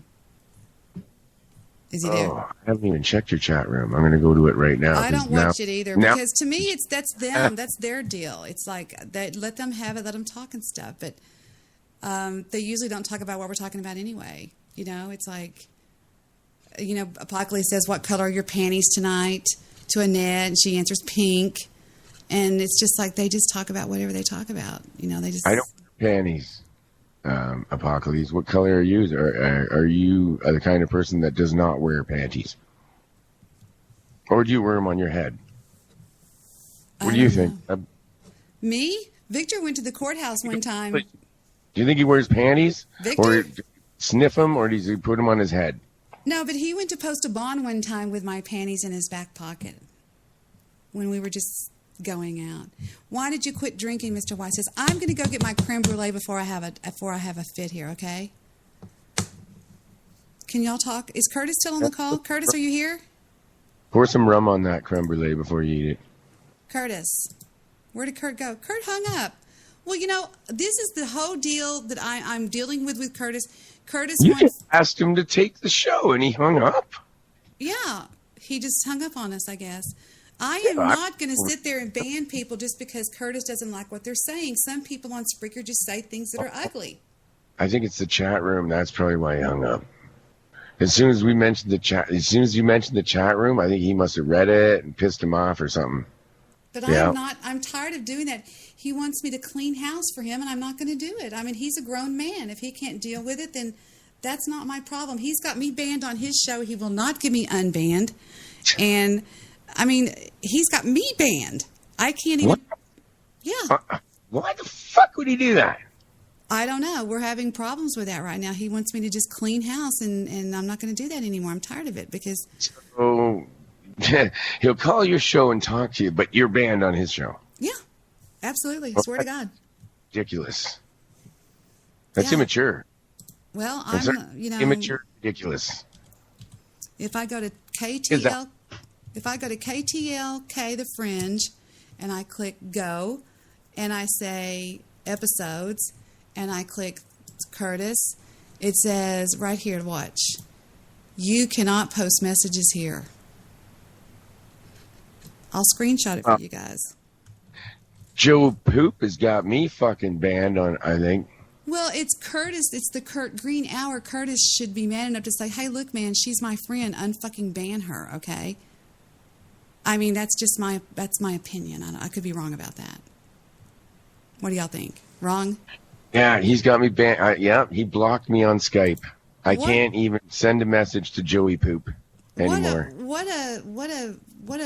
I mean, that is so cheap. Why? And he had no reason to ban me. He just banned me. I didn't say anything bad. Yeah, well, why would, that's just immature shit, banning people. I think it's rude and immature. It really is, because you can't handle a little bit of criticism from people that you're in a public place. You got to take the criticism, right, Deb? Well, if you're going to take the compliments, you need to take the criticism too. Right, that is it. Stop talking bad. We're Stop not talking talking bad. We're just talking. Stop it. Stop what? Here, Kurt. Or Lord. smack him again, Debbie. What are we saying bad, Curtis? You got a chat out of control. I have a Tell- chat Oh. out of control. Saying that Kurt likes to swallow. He's da-da-da-da. joking. I'm not gonna He's delete that. joking. He's You know- joking. Ha ha ha.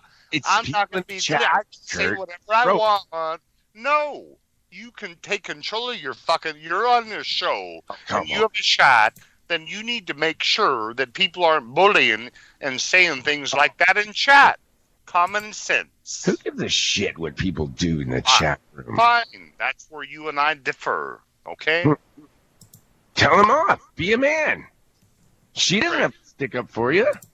No, she needs to control her chat and She all does. her hoodlum followers I don't- post I- crappy things me like off. that, and then I just, That's- it's not whatever up you to want.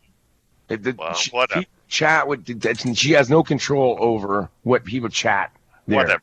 As Whatever. most of the time, I don't even read the chat on my show. Here's the thing, Curtis.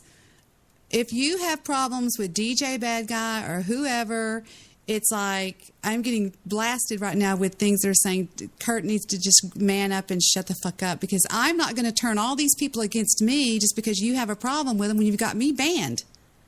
Click this link, Curtis, and look, I can't even chat in your show. I told Joe to unban you. He will. Oh, really? Next show, actually, next show. Oh, to go fuck himself, Kurt, and you should stick up for your friend. Wow. Joe's my friend. Oh, he's an next asshole. He's No, not he's your not. friend. I'm your friend, Curtis. We're my your friend. friend. Joe's my friend. Joe's just using you. Joe's using you, Curtis. I'll be right back. I've got to get the creme brulee. Y'all talk amongst yourself. Here's the topic. Right. The Roman Catholic Empire was neither Roman Catholic nor an empire. Discuss. I'll be right back, Kurt. Okay. I'm sorry, Kurt. I don't mean to get mad at you, but it's the truth. I don't want to talk about that right now, okay? Anyway, Brother? who gives? You know what? As long as you're associating with that guy, I'm not going to be that friendly with you all the time, Okay, fine. because I know what's going on there. I'm not stupid. And that's fucking immature. Banning people and whatever his fucking game is over there. Because he can't take criticism either. Just stop right now. Stop right now about that. Let's move on. Can we move on to something else? I don't want to hear what you have to say about Joe Roop. Fuck up and act like a man. I do. I am a man. I banned off of Skype. He doesn't. I'm not allowed to say hi to him. I thought he was my friend. Well, I'm sorry. Network doesn't mean I'm his enemy or something. Well, then. And when I say Joey Poop, he should laugh at that, man. I don't care if people make fun of me. I think it's funny. I'm not an immature idiot. I can handle criticism. Well, anyway, I just think it's really immature. The whole thing about fucking Joey Poop banning me. Anyway, what were we supposed to be discussing that Debbie said? The Empire. I think your shows calling into people random are stupid. I think they're dumb. I think they're awful. I would never want to be a part of that. I think you calling Debbie and talking that way on that recording about the way her picture looks, I think that's dumb. Well, I know. I know, but I'm saying you're putting down Joe. You're the most judgmental person I've ever met in my life, Curtis. To be a Christian, you're so judgmental. You judge everybody. I was trying to stick up for Joe. He's putting down Joe every left and right. Who is? He's not your friend, Kurt. He is my friend. No, he is not. Yeah, he is. I wish I could tell you what I know behind your back, but I'm not going to. Fine. If you don't believe me and Debbie are both telling you this, this is Wolfman and Debbie. We're your best friends, Curtis, and we're telling you he is not your. You're not my best friends. So you want me to ban everybody out of the chat room because you can't take their kidding or whatever? No. When somebody says the N word, there goes another one. Well, and when somebody says Kurt, it looks like he liked this. I would think, cool it. You're like a troll freak or something, Kurt, because who cares what goes on in the chat room? You have to control everything. Wow. Don't watch the chat. Talk to us. That's right. Amazing. Just amazing. Am I right, Deb? He started this shit when he went back to Joe Roop. He started this shit back up. It's Joe Roop. When I went back to him. Joe is loading your head full of shit, and you're being an asshole. See, now he said the N-word. Oh, get over it, Kurt. It's what he does. What does it mean we're all Satan or what? Why do you allow that? Why do you allow that on your chat? I don't watch the goddamn chat, Curtis. I haven't. Should. I don't want to. It's your show. Why don't you just fucking ignore it? It's your show. I don't give a fuck. No wonder you couldn't keep a woman, Kurt, Jesus acting like Christ. a control like that. Like you're going to control all the chat or something, and Debbie's supposed to, delete things for you personally that you don't like? Wow. Do you realize how fucking stupid you sound? Wow. I think that guy's poisoned your fucking head. You were never an asshole like that when I first met you, man. That's me without even knowing Joe. That's just what I would think, that if you have a show, you have a chat belonging to the show, your responsibility as host to control your chat has nothing to do with Joe. Joe's my bro. It has nothing at all to do with him. Why do you bring him up so much? I'm my own person. I have a show that I started a little while ago. All I said was that Hold on. It involves a chat, and I can control that chat. I can't believe you. What? You allow the N-word. Curtis, shut up. Vic's on the call. What, Vic? Tell him to fuck off. He's trying to tell you what to do, how to do it, what you're going to say, who you are on your show. Fuck him. Am I right, Vic? Is he being an asshole? Did you hear what Wolfman said? Say it again, Wolf. Vic, do you agree with me that he's being a dick? I'm going to hang up. I can't hear anything. Okay. Yep. He was on the cell phone. He's listening at another location, but I'm just like, Curtis, I'm serious. You just do this every night. You hate everybody. Wow. And you called Sonny every name in the book. You called every name in the book. What does that mean? You called. Maybe you don't remember what you do on the shows, baby. That's all. I called him stupid and I called him dumb. No, that was last. No, that was last. That was last night, and he. Last night I didn't talk anything to him. Listen to me, Curtis. Listen to me, Curtis. Don't talk for a second, baby. Yes, you did. You were horribly rude to Goose, and Goose didn't do anything to you. And then the other night you were horribly rude to Sonny, and Sonny didn't do anything to you. You're allowing the N-word on your chat. Kurt likes to swallow, and you allow all that. Wow. Curtis, it's a joke. Of course he knows you don't like to swallow. He tells people I'm a prostitute. Just it's what he does. You allow that on your chat. Oh, my God. Just that about me, too. Wow. Wow. Maybe you don't remember what you do on the shows. I do. I remember everything. I do. You remember what you said the other night to Sonny when he called in? You called him old man. You called him He's an old man. That his voice, he liked to say the N-word. He loves it. You know what? He said, "Oh, I don't." He said, "Quote: I don't like to say the N-word all the time." That's what he said.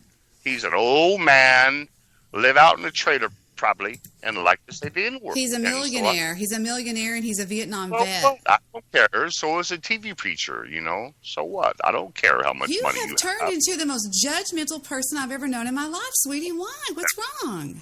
Can you please smack him some more, please, Deb? No, I want to talk this out because he's part of the family here. I'm not judgmental.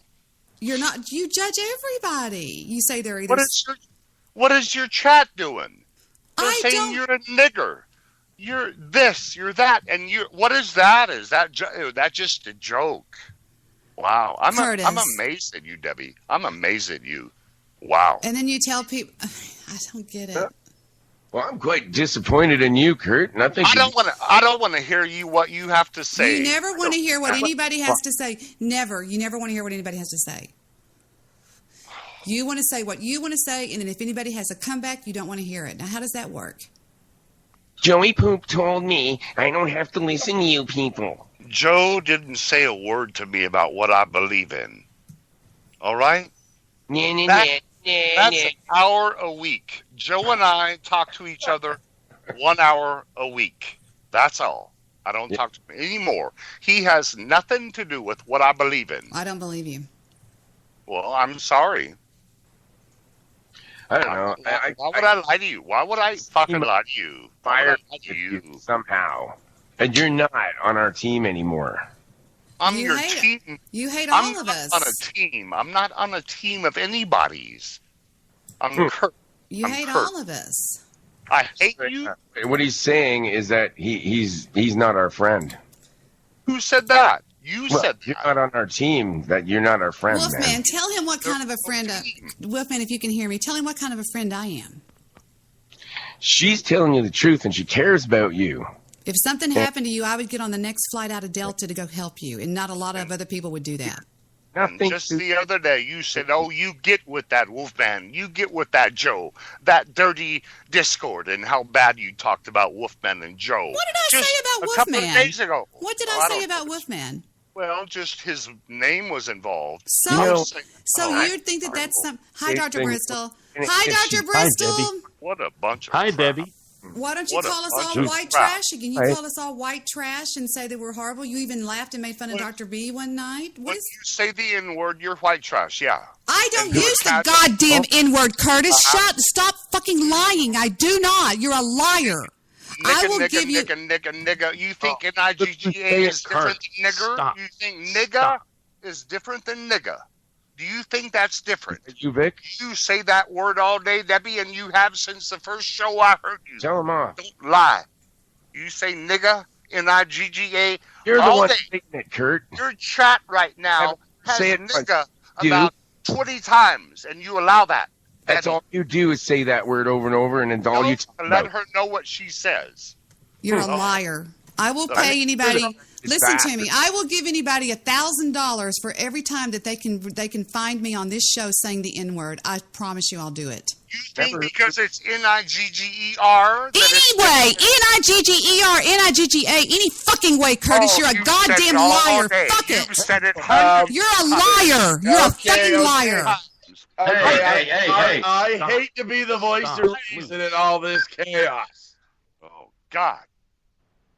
But I have one question. Oh, no. If you don't swallow, Kurt, does that mean you spit?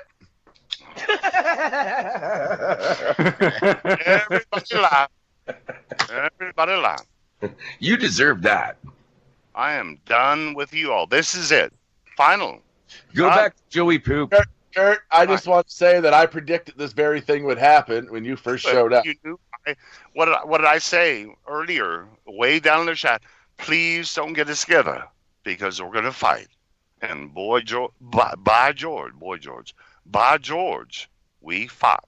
And it has nothing to do with Joe. It's you, and you were insulting Dan and an idiot. Blame me. I was here masturbating. I wasn't even on the call. So exactly, and you're ruining it. I was here playing with myself, listening to you chimp out. Welcome to the call, Sonny. Sonny, have you ever known me to use the N-word? Bye-bye, nope. Everybody. So long forever. Okay, fuck off, bud. See ya. How you doing, son? Hey, I'm doing good. Doing good. How about you? I'm all right, buddy. Good. So I'm curious. I gotta ask Debbie a question. How in the world did you let Kurt get this far? Yeah, exactly. I just want to say that I called this fucking 3 months ago with this guy. Said, Yep, and you were exactly right. And I told you, and I agreed with you back then when we talked about that. That's right. So I remember that. The first time he ever called in, Sonny, we thought he was a troll. I still say he's a troll. No, I don't think he's a troll. I just think I think he's like Chris Nelson when he's talking. He don't hear anybody. Okay, well, that's fair. Yeah, that's fair. Yeah. Yeah. I'm sorry for saying that on your show, Deb, but he's a fucking ass. The other night, he turned that new guy, Aaron, against me. Aaron goes, well, he was in there telling Aaron she uses the N-word. He thinks I sit around and go, man, I saw these fucking niggers today, and they were just, and I said, hey, nigga. He acts like... Do you guys know where the word nigger comes from? Have you ever heard me use that word in my fucking life, Sonny? Sonny knows me. Do you know where that word come from? Yep. Where? I don't. I don't know. I do. Do you know where it come from, Wolfman? Yeah, it's an old English word that actually means ignorant. No. 2 white guys were walking down the road and they seen this black guy and they. Oh no! Oh no! Oh my gosh! This go. goes back to the Oxford English Dictionary in 1577, like the Nigers of Ethiopia, translated from the Spanish "Los Negros in Ethiopia." Dr. I think that Joe Roop is the one that has filled his head full of bullshit. Who dropped? Joe dropped. Who? Oh, he was telling what that all meant. Yeah. I was listening. Damn it. So he said that you said, or no, wait a minute. I guess he was saying that you tolerated the N-word. He said that I loved the N-word. Mm-hmm. I heard what he said. I loved it, and I don't use it. And he said, and I did, but he did quote me right. And in the middle of everything, I said, well, I don't use that word very often. Very often. I mean, this was like a cat posed to jump on. Joe? Yeah, but when how do you guys keep using this primitive fucking program? It started updating in the middle of the call. Dude, we thought you just teased us with where it came from, and then we left. I know. Oh, here we go. Can you finish your story, please? Yeah, 2 guys are walking down the street and what? Two white guys are walking down the road, and they seen this black guy, and this other guy said, hey, look at that. What's he doing? And the other guy said, I don't know. I guess he's acting like a nigger. And the other guy said, yeah. So from that day forward, it was like, hey, that nigger's acting like a nigger. Okay? I don't get it. Wow. Yeah. Okay. Used to in the 19th century in literature, usages of that word didn't contain racial connotation. I'm confused. I mean, think about Mark Twain. In his book, Life on the Mississippi, circa 1883, used that term within quotes, indicating reporting speech, but used the term Negro when writing on his own personal, narrative persona. Anyway, I heard that the I have to agree. I think the name Nigger Jim was flattering to black people. Hey, Debbie, Huck Finn and Wikipedia meaning of the word nigger. See if you can find it. Because let's face it, like they got a part in the book. It was like one of the greatest books ever written. So they should be happy that they're in there. You don't hear nobody in there saying like, "Hey, there's Pakistani Pete," or there's White Willie. So they got a call out, man. Yeah. You know how many little geeks asked me for shout outs since I started podcasting? They got a shout out for Mark Twain. So stop fucking whining. There you go. Shit, if somebody was in my chat room calling me a nigger through my whole show, I probably wouldn't even notice it. And before Stabby gets mad at me and says, I thought Joe was a liberal. How come he's saying that? And again, Stabby, I vote to support I support them with my vote, but I mock them on the internet. It's really not that hard to fucking understand. Yeah. Right? I'm a complicated dude. Maybe Kurt, it really is a black guy. Well, I'm starting to think maybe Kurt's mother's doctor was black. Oh. Or his babysitter. Nah, the doctor. Oh, yeah, I forgot about the babysitter. Oh, God. My father's name was my black. God. I'm not saying nothing else. You remember that?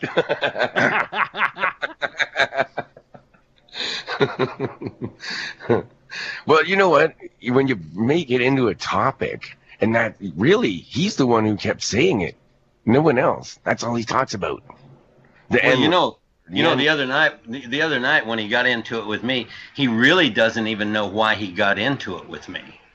I called in when he was blasting off on fucking Bill Wagner of all people, and just said, no, he didn't say this or that or whatever. And the next thing you know, I'm the one taking all the heat for everything. I never even cussed at him that night. But in all fairness, it is sort of fun to yell at Bill Wagner. No, I wasn't even. I was taking issue with Kurt just because Kurt was being demanding again like he was tonight. And I've always found him like that. Yeah, no kidding. Some people just can't get along, you know. I think it's funny yelling at anybody. Who cares? Well, I just didn't understand what would make this guy think he could come on Debbie's show and White start privilege. dictating. White privilege, Sonny. Oh, boy. Kurt in his fucking white privilege thinks he can just boss everybody around. He thinks everybody's his nigger. Yep, and delete. Oh, I'm supposed to delete all his voice out of all my shows. Yeah, Can you imagine? Yep. I'm just gonna go back over 6 months worth of shows, Kurt, and edit out your voice everywhere. Can you imagine trying to edit Kurt's voice out of a show? How stupid he is. He thinks I'm gonna actually. He's demanding me to do that. Yeah. Demanding you to do what? Yeah, I deleted half of my shows because of him. All my shows. I know. I did. God. Go and look. All of April and May are gone because of him. Because he was serious too. And I don't think maybe he remembers what he does night. I wouldn't if I was drunk. I mean, I hate to bring up a sensitive topic, but he is drunk every night. I mean, does that count for anything or? Well, I would think it would. I think there's a lot of substance abusers on Spreaker, so. Yeah, but Joe, there's a difference in being drunk. You know, when you're like you don't remember things. When you're on weed, you're more prone to. We have supported him, Darren. We've done it.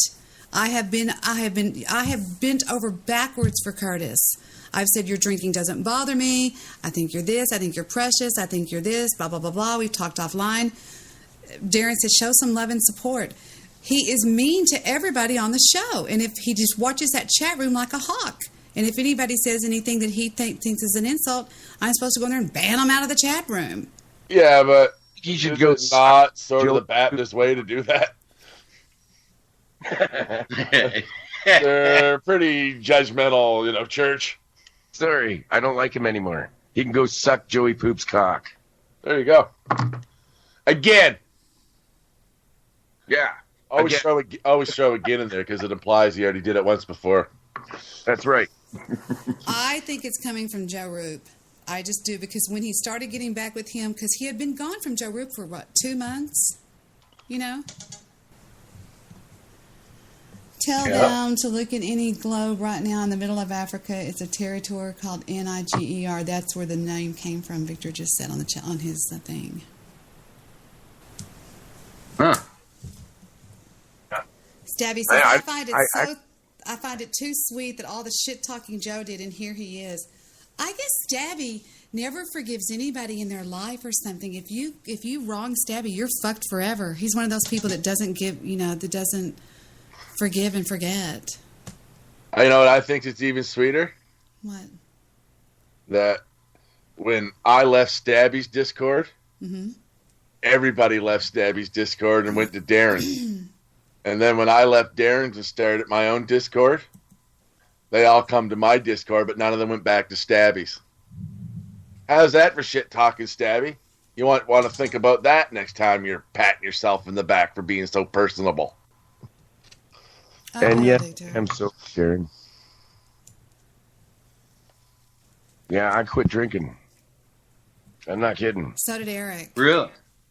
Eric did too. Eric did too. Hi, little one. How are you doing, little one? Just today, though. Dr. I decided that's it. No more. Oh, hey. He hates when I call him little one. What brought that decision on, Wolfman? I want to change my life for a positive turn. I want to get my license back. I want to be able to go see my kids and drive there, and I want to take control over my fucking life again. Yeah, it makes sense, man. There you go. Good plan. Good for you. Exactly. Beautiful. I just want to say that sounds like loser talk. Still smoke pot. But I'm not going to be a loser. What is it you say about people that give up drinking, Joe? What is it you used to say? Or something about what? When they go to Nobody likes a quitter or something? Rehab is for quitters. There you go. Quitters, Rehab that's is it, for yeah. quitters. It's for quitters. Uh-oh. Back off, Dr. B. That's Joe. My bad, Joe. Yeah, and I'm not even going to say it. I'll let that one pass. Okay, you got to pass on that one, Dr. B. Yeah, that was Bubba J. I'm imitating from Jeff Dunham. I know. Curtis told me last night that my uncle, who has been inducted into the Radio Hall of Fame, sounded like somebody off of.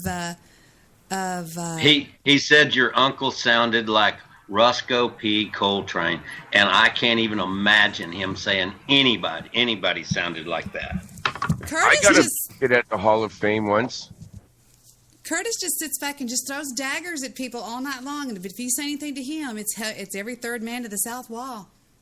Well, that's the way most pussies are raised, though. But he does. He's horrible about it. He just told Goose. You know how like when you're at the mall and you'll meet a woman and she'll have like a little boy, and you'll look down and you'll say, "Hi, what's your name?" And he'll like hide in behind his mother, like behind her ass, and like peek out around the side of her. Mm-hmm. I get a feeling Kurt was doing that well into his 20s. Okay. Yeah, what? But, I might still do heroin once in a while. Yeah, well, who you doesn't? might do heroin. Yeah, who doesn't? Who doesn't chase the dragon from time to time?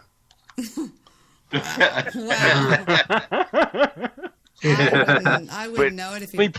Only puff the magic dragon. Yeah, sure. I don't know about so how's your surgery stuff coming along, Debbie? Everything's getting good? Yeah, I'm healing up like it's my grandfather used to say, healed up and haired over. There you go. Well, good for you. What happened? Did you get new boobs again? No, I didn't get new boobs again. Mean ornery thing. Did you get a new dick? That was pretty good. RG told everybody you had to get hemorrhoids removed. What?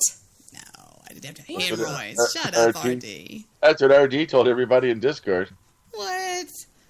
Are you serious? Wow. And then who was it? The hemorrhoids. Somebody wrote in there that you had to get your woohoo fucking trimmed. Oh boy. Oh please, my woohoo is. I'm sure your woohoo is beautiful. I didn't say it; they did. I'm just carrying. You know me. I like to lug stories. Now, Beppe Grillo says Kurt provides somewhat entertainment for your show, but a great deal of animosity for someone who makes for a good listen. He's not my cup of tea, though. He says. Boy, I can say amen. Beppe Grillo just said that. Beppe Grillo stays in the background, but he's always in communication with me. So. Oh, Guy posted he was glad that he could stop by and collect another soul. Oh wow. Hey man, Guy Shea targeted me for a long time, and I thought it was hysterical. I mean, here's the thing you have to get to realize, and I know most of you on the call have got this by now. People that say stuff, they don't mean it. It's like they get off the air and they're not thinking about, you know what I mean? Well, Joe's is an exception, I guess, but. Like Captain Howdy, a.k.a. the Razzle Dazzle guy. Yeah. I don't know who that is, or I don't know. Right on. He threatened Dr. B. Who said that? Yeah, remember he threatened him with like a bomb threat, but he didn't really mean it. Who is like that was on talking? your show. Wait, who's that talking? That's King and Undead. Oh, hi, from King Undead. How are you doing, Eddie? I'm doing good. This guy is so cool. He's really cool. I didn't know you added him. And there's somebody else here, and who is it? That's me, man. He's a cool guy. What's your name, buddy? I just go by the name King Ed Undead. King Ed. Okay. I call him Eddie. Eddie's my real first name. So I guess the little 16-year-old girl finally went away. Did she take the hint and leave? I believe she did. Did y'all talk to her anymore after that night? Yeah, I don't think she wants to call into your show often. Good. I don't want her to. She's too young, sweetie. I know she. I did see the info that you said only 18 plus, so it's like, But yeah, she's not going to really be there much, I don't think, anymore. Good. I'm glad y'all talked to her, because I tried and she wasn't listening to me for damn sure. That's for sure. And if you got 18 plus, and then she's not that old, so yeah. Well, She's Joe Seeker put it perfectly. He says, I'm not going to hang out with a 16-year-old on the internet. It's just not. That's just not right. It's not right. She's 2 years away.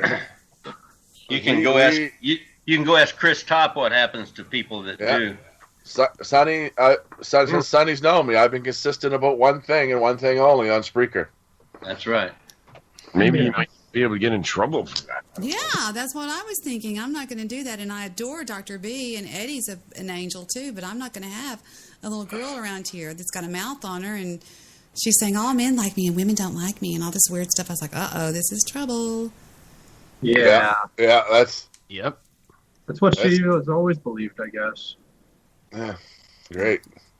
Sounds like a great girl to be in a conversation with. Yeah. You know, we talk about things that are like mature subjects, like Steve Martin's penis cream, and you know what I mean? I talk about fisting dates.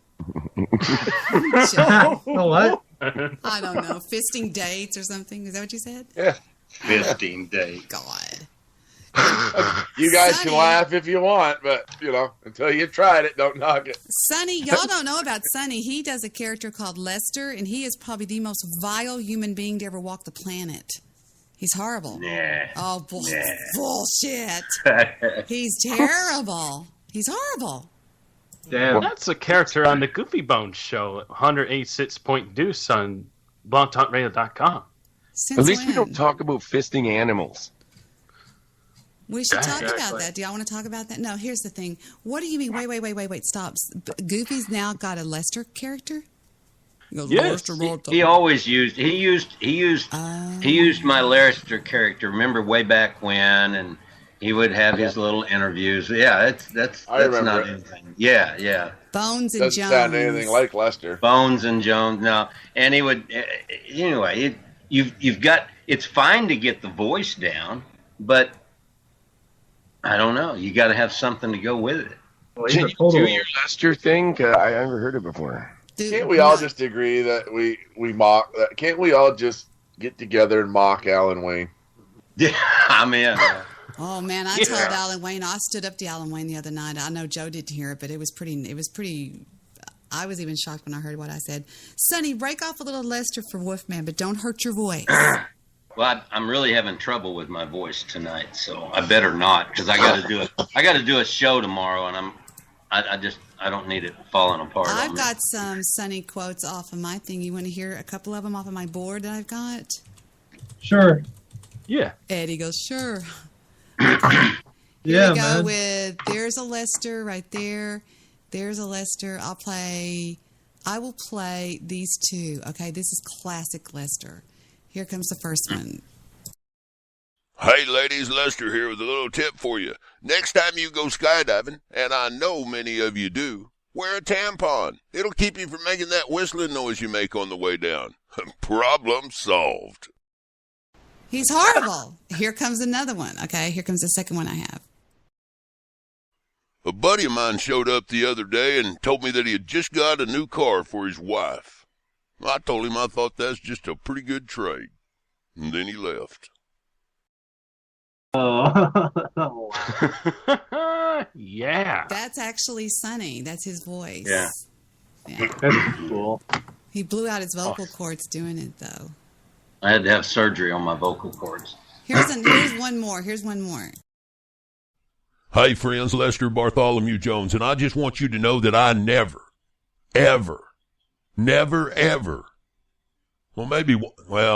I don't ever listen to Debi Daly. Well, maybe once in a while. Maybe once a week. Maybe I slip in there a few more times than that. I'm conflicted now. I need to go. What the? I wanted Wolfman to hear that. That was the Lester character. I like the Lester voice. That was great. Thank you, man. Seems like a great character. Thank you. Mm-hmm. Yeah, an interesting voice. Kind of reminds me of Kurt. Who wants to hear the? Who wants to hear the drop of the year? Though, yes, dear. Did you say something? I heard Debbie. Did somebody say Debbie? No. I don't think so. No. I think that was just Stabby screaming your name. Stabby said, I think he threw his glove down and left. Okay, here's the clip to end all clips.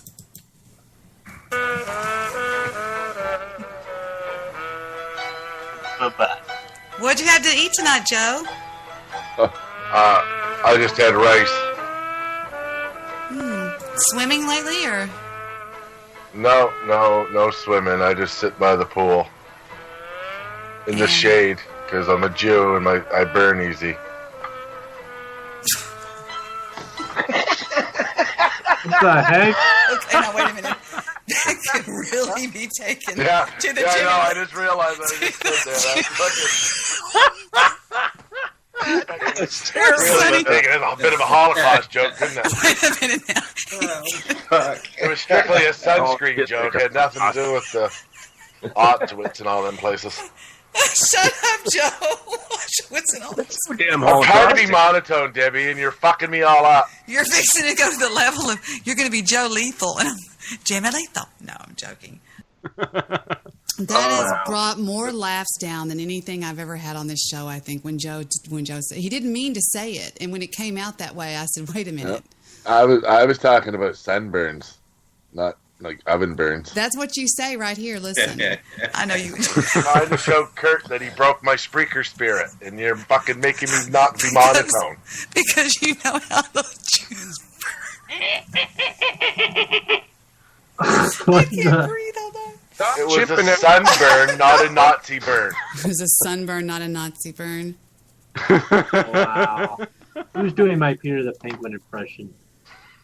We have a lot of laughs on this show. It's pretty funny sometimes. But you just have to roll with stuff. I mean, You know, and that's why I just don't think Curtis is cut out for it. I don't think he's cut out for the internet. He doesn't know how to internet. He just can't seem to get past He it. doesn't know how to take a hit. When you smacked him, he should have said, ow. Yeah, but he's mean to people. He is really vicious on this show. And it's not just that. He has always been mean to me. Yeah, but he has no respect for anybody. He doesn't have any respect for Debbie. The fact that it's her show, he comes on and starts trying to dictate like a little fucking bitch. Yeah. And that's all he does. You know, the last time I was on with him, I think it was on Wolfman's show, and he was talking about race and all that. And I just said, okay, Kurt, how many black people go to the church that you go to on Sunday?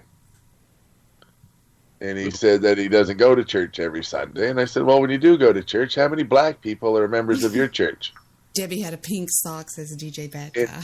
And he wouldn't answer me. So I still put that out there as if Kurt's such a great, lover of race, is there any black members in his Baptist church he goes to in Arizona? Ooh, brother, I am certain of that. Mm-hmm. So his answer. Can't remember now. I just think that he's being very, very judgmental lately. He judges everybody. And then he'll say, and you were talking all that crap about Wolfman. I didn't say a word about Wolfman because, well, you mentioned his name.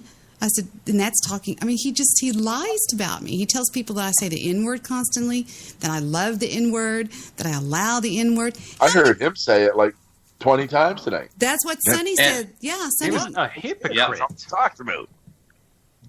A boot. He's so Canadian, a boot. Yeah, it's Guy's like. a Canadian? No, I said Wolfman goes, that's all he talked about. He Oh, always. I thought it was the other guy. And he screams at me, wanting me to ban everybody off the show. And I'm just like, Curtis, just ignore it. They're just trolling Well, what you. you should do, you should ban everybody from your show. Did. And then you can have a popular show like he's got on Sunday night. Erase me from the show. Erase it all. Everything I did in there. And I did not have sexual relations with that woman. What was it he made Very you good. see at the very start that I troll out of him, and then he get all mad and he demanded that you delete it? I deleted all of May and all of April practically for him because every show that he was on, I deleted. I mean, Every time we were on a show, he wanted to delete it. Why delete them? I got copies of it. It doesn't mean delete it. Do that. I sort of got him to admit to blowing his babysitter. Wow. I just think that he deserved that. I just don't think that he remembers what he does or something. I don't understand. I don't get it. He's very mean to people. He was Here's the one thing, though, that I've always said this, and this is what people got to understand on Spreaker, is that all the people that you know in your real life, the people that you love, your friends, your family, in your real personal life, they already know all the shit about you. So why would you ever care what a bunch of internet strangers think? I don't. I guess I just don't. And I don't either. And that's like, sure, everybody's internet friends or associates, but it's not the same as, you know what I mean? So why would you care what a bunch of strangers I've heard think? that people that they have, this is their life. This is their family, or something like that. I don't know. 'Cause Yeah. I've got it out here. You know what I mean? That's how it is for me. You I have no gotta be other quite life. honest. If you get all your, if anybody gets all their fulfillment out of life on the internet, they gotta go down and volunteer with baseball or basketball or something, because there's so many things out there that you get more out of than just internet. I love the internet. Don't get me wrong, but you got to have your real life things too. Like I'm a fat fuck, and I still drag myself to the beach and fish and all kinds. You know what I mean? Like you got to have a real life away from the internet. Yeah, that's why I have a job. Well, jobs are overrated. I volunteer at one point. Aw. So, Well, but I if understand. you're even just working, like that's not enough. You got to have like relationships, just relationships, right? Yeah. I mean, Like real life family, relationships? Oh, Yeah. sorry. Yeah, I think so. Debbie, could you hit me, please? Smack me once. Why? What did you do? What did you like do? All right. I watched a 12-year-old or a 13-year-old kid tonight that was a year young to be on a team. Oh, Kurt. And he got called up. And in the bottom of the 8th inning, which is an extra inning, because they only play 7. Right. The winning run was on third base, and he laid down a bunt down the first baseline and scored and drove in Nice. off the winning run and got carried off the field on his teammates' shoulders. Like the Bad News Bears, the little boy. What was his name? Lucas. Lucas, you're so good. Lupus. Be still, Wolfman. Stand still. I'm sorry. Ow! Gotcha. How'd that feel, bitch? Huh? I like it. Do it again. Like Ghost does to the engineer in the woodshed. That's what you need, boy. That's what you need, boy. You son of a bitch. Anyway, yeah, I like when Joe talks about the Bad News Bears. He knows everything about them. It's crazy. It's so funny. Lucas. That is a good series of movies, though. Sure is. I like the remake too. It was pretty good with Billy Bob Thornton. Yeah, for sure. You made me watch that, and it really was good, and I wasn't expecting it to be good, but it was very good. I loved it, to be honest with you. I loved it. Like there's a few new scenes in that one that there's not in the old one. Like when he comes out, when the kid catches him banging his mother when he's coming out of the bedroom, and he's like, "Coach, you know, I want to go over and make sure your oil in your glove." Yeah. Oh, that's right. I saw that. Yeah, I know what you're talking about now. It's good And stuff. then the next day in the dugout, the kid's telling all the other kids, "Yeah, the coach came over and made sure I was oiling my glove." They're all looking at their gloves. Yes, I remember that now. That scene, because I never watched it before. Have you guys seen Bad Santa 2 yet? No, it's out. That's my son's favorite movie, practically. Bad Santa 2 is pretty funny. Is it really? Is it the same people or whatever? Yeah, and Kathy Bates is his mother. My mouth is bleeding, Deb. Oh, shit. You asked for it, not me. Yeah. I like the taste of the blood, though. I kind of like it, too. I don't know why. I can do that. I like the smell of matches after you light it and blow it out. That's something weird. What is that? I like to eat the tips off matches after you burn them. Really? Some people do that. Yeah. It's like salt. I had no idea. Makes my eye twitch, Joe. Oh. Jet called me tonight about 10:30, and I answered his phone. It says Jet. And he goes, "Mika." I said, "What?" And he says, "My dream catcher's not working. I am having nightmares." Oh, that's adorable. He's got it in the window backwards. Really? Oh, I have to check with him on You that. got to turn it around. That's what's wrong. Aw, Tell him that. Just trick him.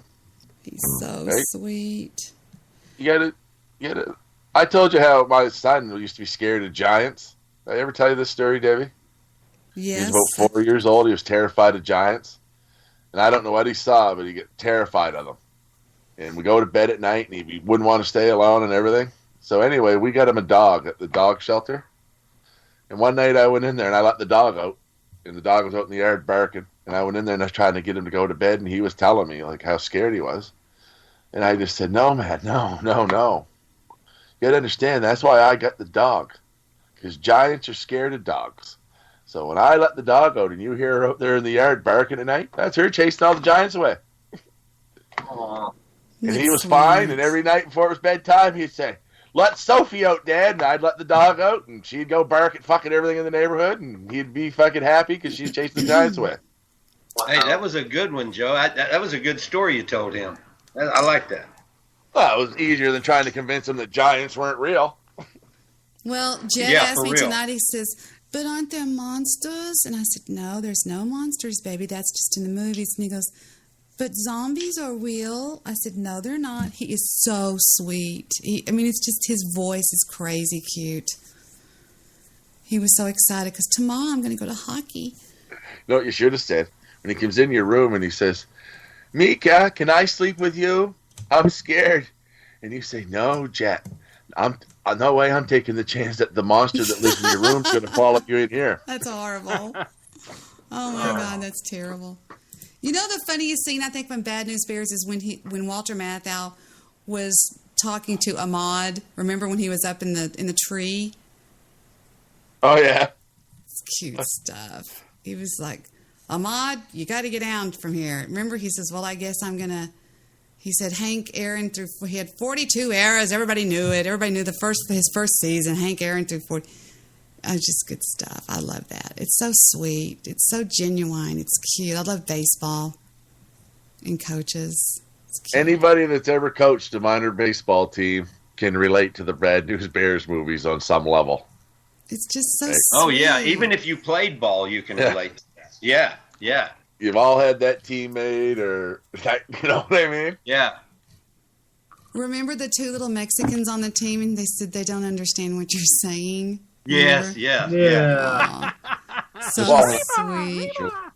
I was going to do a show, but I'm going to the baseball game, and I have to cancel this show. Oh, okay. So sweet.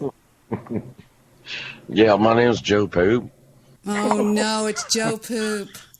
Yeah, it's Joey Poop, yeah. How you guys doing? Who is this guy? Joe Rube. He hates my guts. Hey, Joey. Who is he? He is sort of the latest installment of a guy who wants to build a network of podcasters is what he is, Sonny. Oh, gotcha. Okay. But he sort of, in his defense, he wants to just do podcast and he doesn't want the drama. Right? Okay. But, yeah. But I don't listen to none of his shit because he's one of them paranormal dudes. And this might come as a shock to some of you, but some of my beliefs don't mesh with paranormal beliefs. So it's not just paranormal; it's really boring too. Yeah. And Mike sounds just like him when he does him. He sounds just fucking like him. Wow. He's just very judgmental, and he's always like, Curtis is going to go, he's going to be a star. He's going to be on terrestrial radio, and he's going to be a star. And I'm like going, no. He's one of those people. My suggestion to the station manager is to get him in the mid-morning to mid-afternoon time slot. Yeah. But I'm going to tell you what, if anybody's planning on going to terrestrial after this year when iHeart files bankruptcy and Bain Capital takes over all the radio stations and then sells them at a fucking garage sale, you'll be lucky if you can get minimum wage working at a radio station. Yeah. When you've done your That's going to DJ happen. job and you go cook French fries so you can pay your rent. That's exactly right.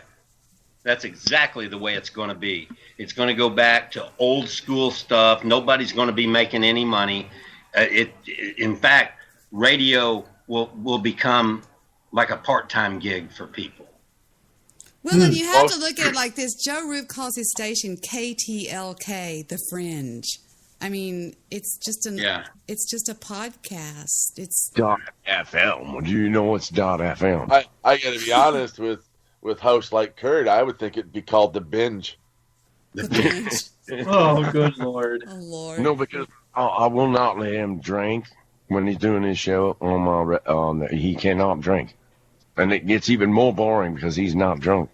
He talks just like he's doing Joe Rube is what he's doing. He's okay, gotcha. I will give you this, Wolfman. I will give you this, and I don't do this a lot. I think you do a good Elvis. That's the only thing I really enjoy when you do Elvis. Not the singing and all that, but just when you start. That's what Joey, he almost sounds like it sounds, when Joe Roop talks, it sounds to me like he's kind of talking like Elvis. He's trying to. Well, I was thinking that. I was thinking that kind of has a Elvis ring to it a minute ago. So if you listen to him, it's like he kind of talks like Elvis. That's where you get it from. Yeah, I can. Guy Shea says when kids are little, you should burn their dream catchers and say that's called a nightmare.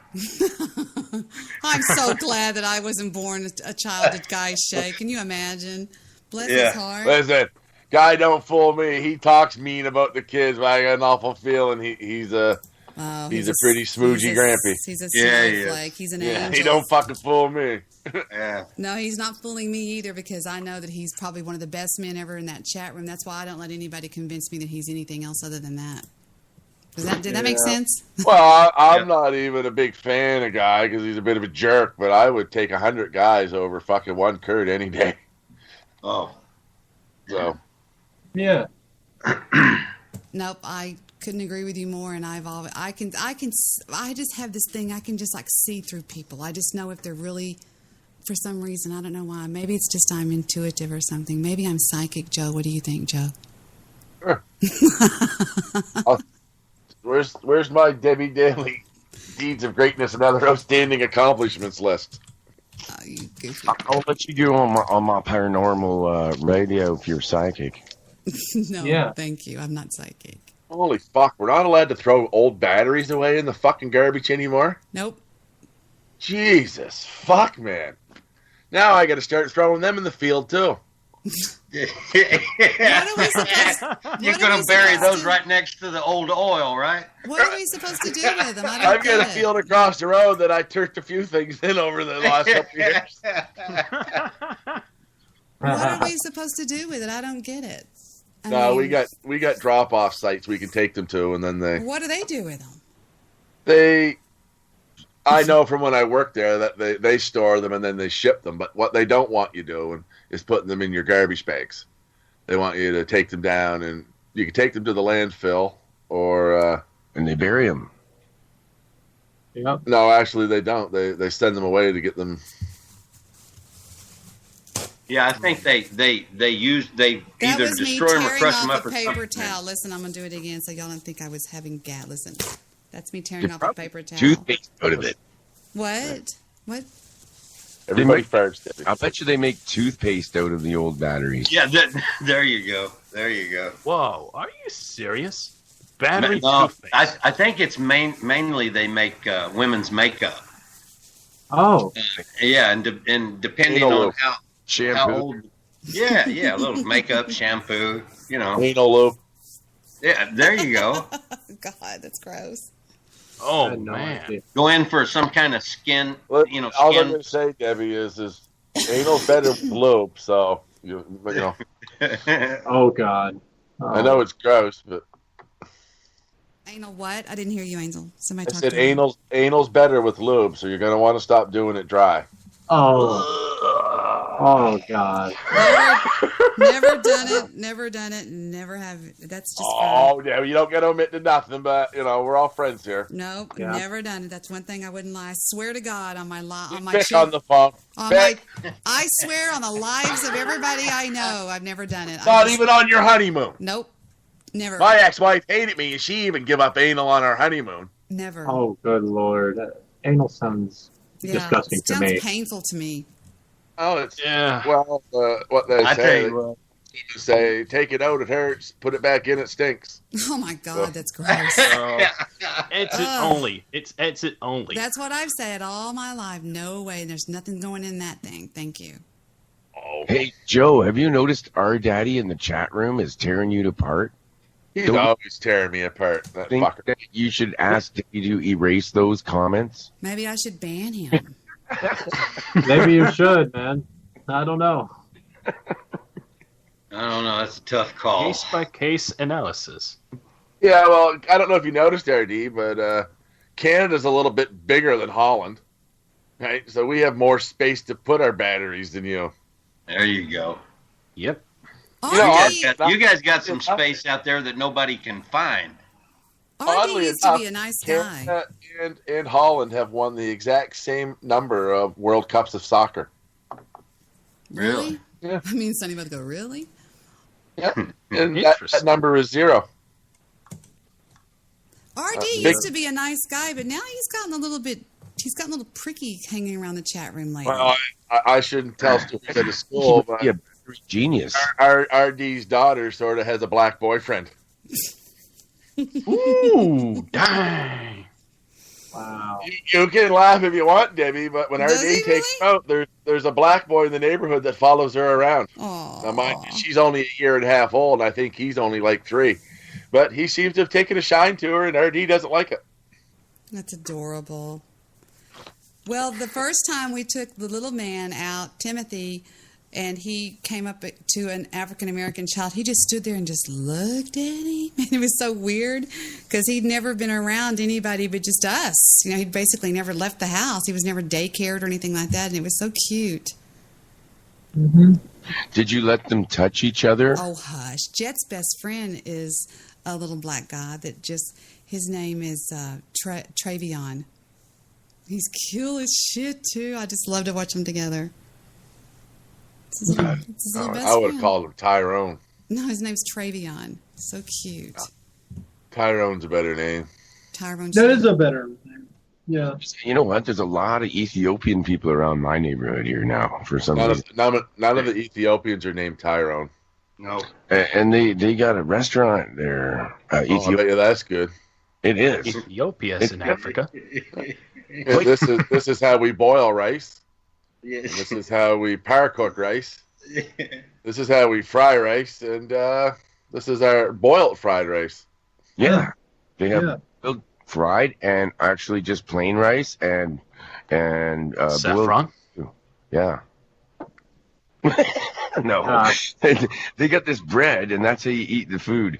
You don't use knife and fork. You this bread. You grab the food with the bread and eat it like that. I read today. You know what the new thing there's is another to do? rule. Is to eat only with your right hand. That's exactly right. They wipe their ass with the other hand. That's right. I heard Never today, with your left. I heard today that those little things that you have on your Coca-Cola bottles, your Coca-Cola cans that you pop up, right? Yeah. That if you don't take them off, you bend them, and that's where you put your straw through. Oh. Isn't that amazing? Really? You know those little things that are called 21 life hacks? And they also said that if you... What did y'all just talk about? Y'all said something, I forgot already. Y'all were talking about what? I can't remember. I can't remember either. I've been smoking, so I wouldn't know. No, there was something else that I was going to tell you, but I forgot what it was. Well, I forgot. I do. Pity arises when we are sorry for someone. Compassion is when we understand and help wisely. Yeah. Amen to that. Proverbs 3:12. No, I'm joking. There is biblical elements to these statements, you know. Compassion is one of those things us Christians, embrace, Well, some of them are very judgmental, and I don't like that, They're very judgmental. I'm just going to let that one slide. Especially Catholics. Yeah. Whether Roman Catholics or traditional Catholics, because, there's different denominations in Christianity. Yeah. He who receives kindness should never forget it, but he who performs it should never remember it. Wow. Dang. In other words, don't brag about the good things that you do, like you've seen people do before, right? Mm-hmm. Is that what you're Amen to that. Woo! Now let's talk to Wiki Bear. And Peter the Penguin, ladies and gentlemen. No, thank you. We don't love Peter. Peter's dumb sounding. I'm sorry. I love you, but Peter sounds a little... Oh, yeah. He's doing... That's originally my character. I don't like it. Just do it for him one time. It's really kind of dumb. Go ahead. Do some Peter Penguin, Dr. B. Hey, everybody. This is Peter the Penguin. Oh, no. And I eat fish. Ugh, I don't like it. Well, you should listen to my Peter the Penguin. I do. You stay single. Sorry. This is the real Peter the Penguin. This is the real way. Ugh, I don't like it. It's not funny. I'm sorry. I love almost everything y'all do, but that's really dumb. Peter the Penguin. It sounds like a guy with a hair lip or something. Guys, this is your virginity. I'll never be set free. Your virginity, get it? I think that Peter the Penguin and Kurt should be locked in the same fucking room for like 2 weeks. What? I just want to say that I made Kurt threaten to kick my ass within 4 shows. So, way back at the start. And he hasn't threatened to beat nobody else up since, so. What I've heard. I like when he's so stupidly drunk that you make fun of him and he doesn't even realize it. Wow. But Well, yeah, I didn't. I don't know if I would agree with that, but I just think that he's become very, very mean lately. He's become very judgmental and very mean. Yeah. Just saying. I'm just throwing it out there. Well, I hate to be the guy that sticks up for Kurt, but it was, he's probably still going through some shit at home, with, just burying his dad not that long ago and with his mom and, and he... Time to get mean with your friends, man. Well, I don't disagree with that, but I'm just putting it out there that he probably has some stresses that he didn't normally have when you first met him going on right now. Right? Mm-hmm. Yeah. I can understand that one. Right. Yeah. What about Wolfman? His wife just died in his arms. I mean, you don't turn on your friends. He's just become mean. I'm with him all the time on this show, and he is mean to people. Yeah. Well, I'm not denying that. I'm just saying that it might be a reason why he's changed. That's all. I think he did. But he's always been mean from the time he come here. Like, what you guys are saying about him now is the same shit that I was saying about him 3 months ago. Me too. I have to. And he was too. So you're right about one thing though. I went through that part when you're grieving, where you're mad at the world, and you're an asshole for a while. You know what I mean? Yeah. Maybe that's the part he's going through. Yeah, So. you could be right. I don't know. But still, I just hold people accountable for their actions. I guess I'm just different that way. I don't know what it is. You know what I'm talking about, Sonny? Do you? I certainly do. Or you really do, or you're just saying that? No, I really do. What are you eating now? You're such a pig. What? I know. I'm eating some potato salad. That sounds pretty good, actually. It does sound good. Mm-hmm. I'll tell you, I am gonna fucking cut the fucking wires off that cocksucker's car one of these days. Who? This young fella up the fucking road's got one of them rattle cans for a fucking muffler. Oh God. Have you ever played with potato gun though? Remember glass packs? I do. Yeah. Does he drive up and down your street all the time, Joe? Oh fuck! He fires it up. You think the fuck he was in a drag race the way he goes by here? He only lives 3 doors up, and the stop sign's only fucking 50 yards down the road, and he goes through 4 gears from his house to the fucking stop sign. It's only 150 yards. It's only 150 yards from his house to the stop sign. And he goes through 4 gears. Yeah, it's like those guys that drive those little motorcycles. Goes, They change gears so fast on those little MX bikes, those MX motorcycles. Yep. Holy fuck, man! That must be. I hear him going, man. I think that would drive me nuts trying to drive that thing. Dude, stick a potato right up his exhaust pipe. Trust me. What? Yeah. I don't know. Exhaust pipe. Yeah, man. It'll blow. It'll boom. Yeah, like the poop chute of a car, basically. Now, what you do to people you don't like that's Dr. got B? a car? What? You take an old cast iron frying pan, and you get a metal file, and you file a bunch of the cast iron frying pan into a bunch of shavings, like filings. Yep. And you get a big handful of them, and on a night that's humid, like in the summer, you walk by the car and fucking scatter them across the hood. And by the time they get up in the morning, that cast iron will oxidize overnight, and it will pit the fuck out of the paint job. No shit. Oh. Wow. Yeah, and the lighter the color the paint job, the more it shows up, obviously. Mm-hmm. And if you got an enemy, now, I don't know how I know this, I'm just saying.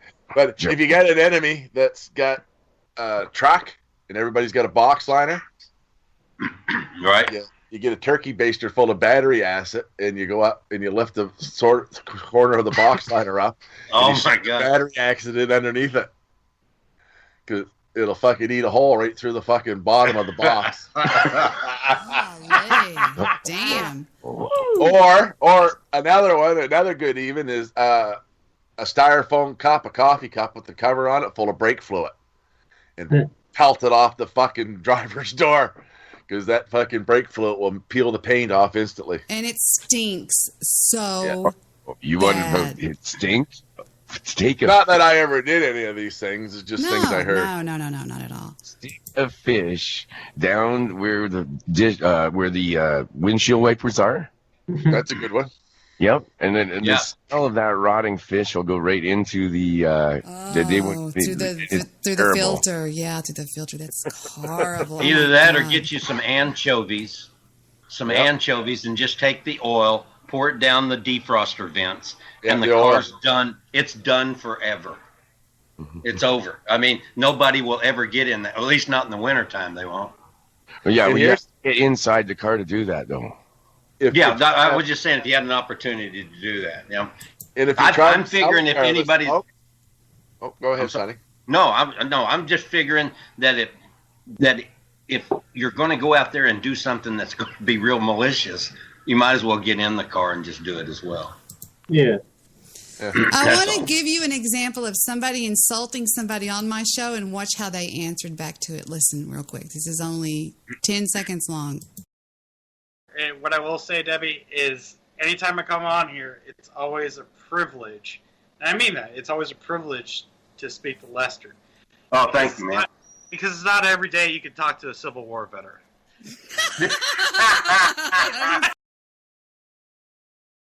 Are you serious, man? Now, what do you think? Yeah. What do you think?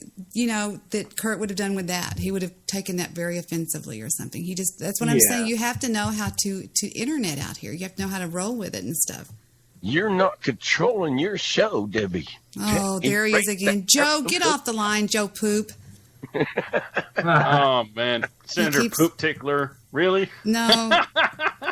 So why does he not like you, Debbie? I don't know. He told Wolfman the very first night he saw me in the chat room that I was trolling, that I was all these sock accounts, and I wasn't these sock accounts, and I proved it by showing the emails that I sent into Spreaker saying, please, these people are pretending to be for me and with me. They're going, we're going to kill you and all this kind of stuff. And he was going, she's a bunch of trouble. Say it, Wolfman. How did he say it that night? Remember? He said she's a bunch of trouble and she's just here to get listeners off your show or something. I can't remember exactly now. Yeah. Yeah. The thing about that listener thing is there's not this big crowd of people that say, hey, I need to be informed on the world. I think I'll tune into Spreaker. Everybody here was sort of brought here by somebody else or from your own social network. So it's not like TV or the radio station in a town that's competing against another radio station. Is everybody's doing their own thing. But a lot of people get, and they always have, haven't they, Sonny?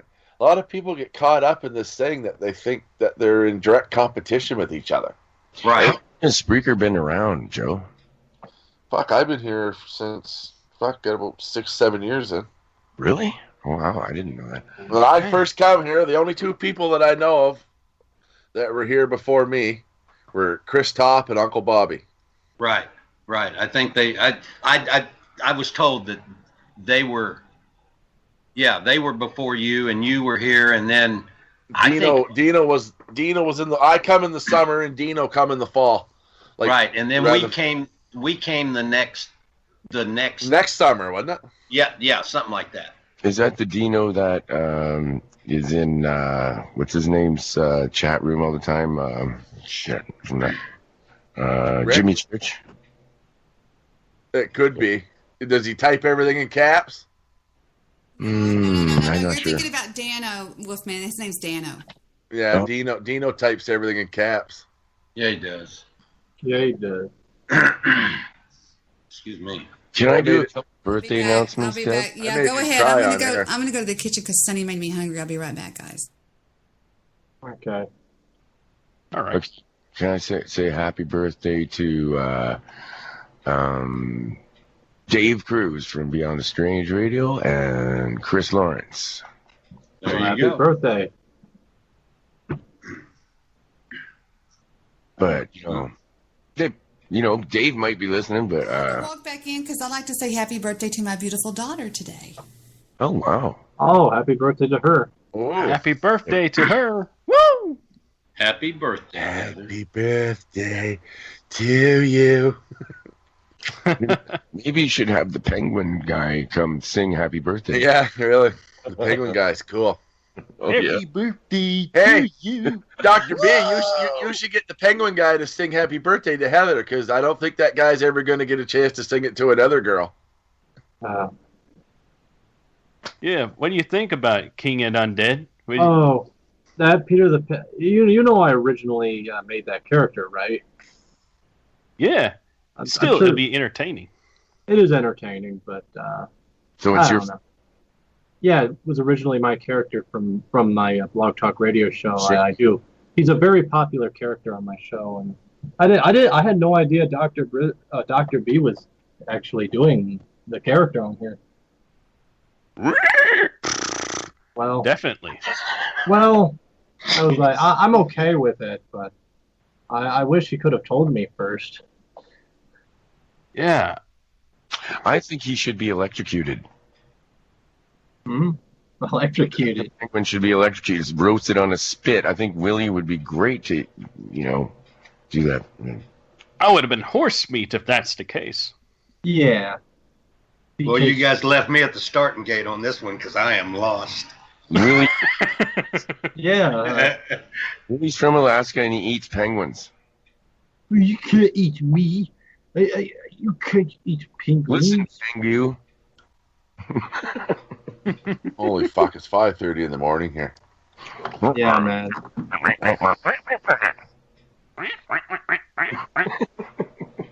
dare you take my character? Yeah.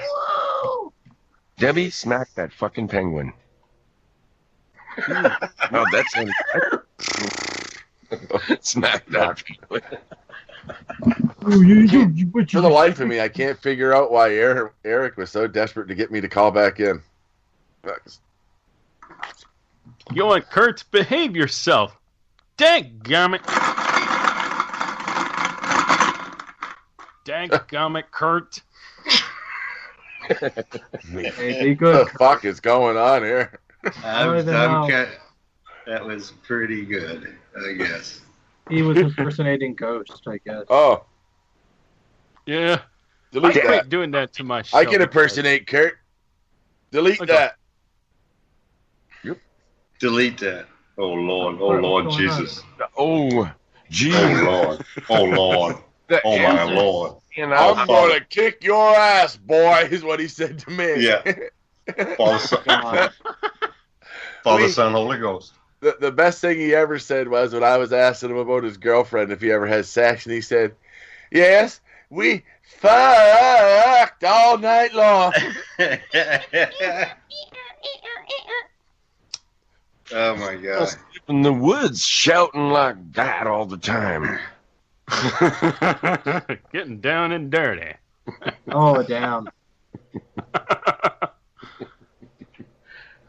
In a way, I feel sorry for Kurt. So do I. Yeah. Yeah. Happens when you go through a lot of stress, you know?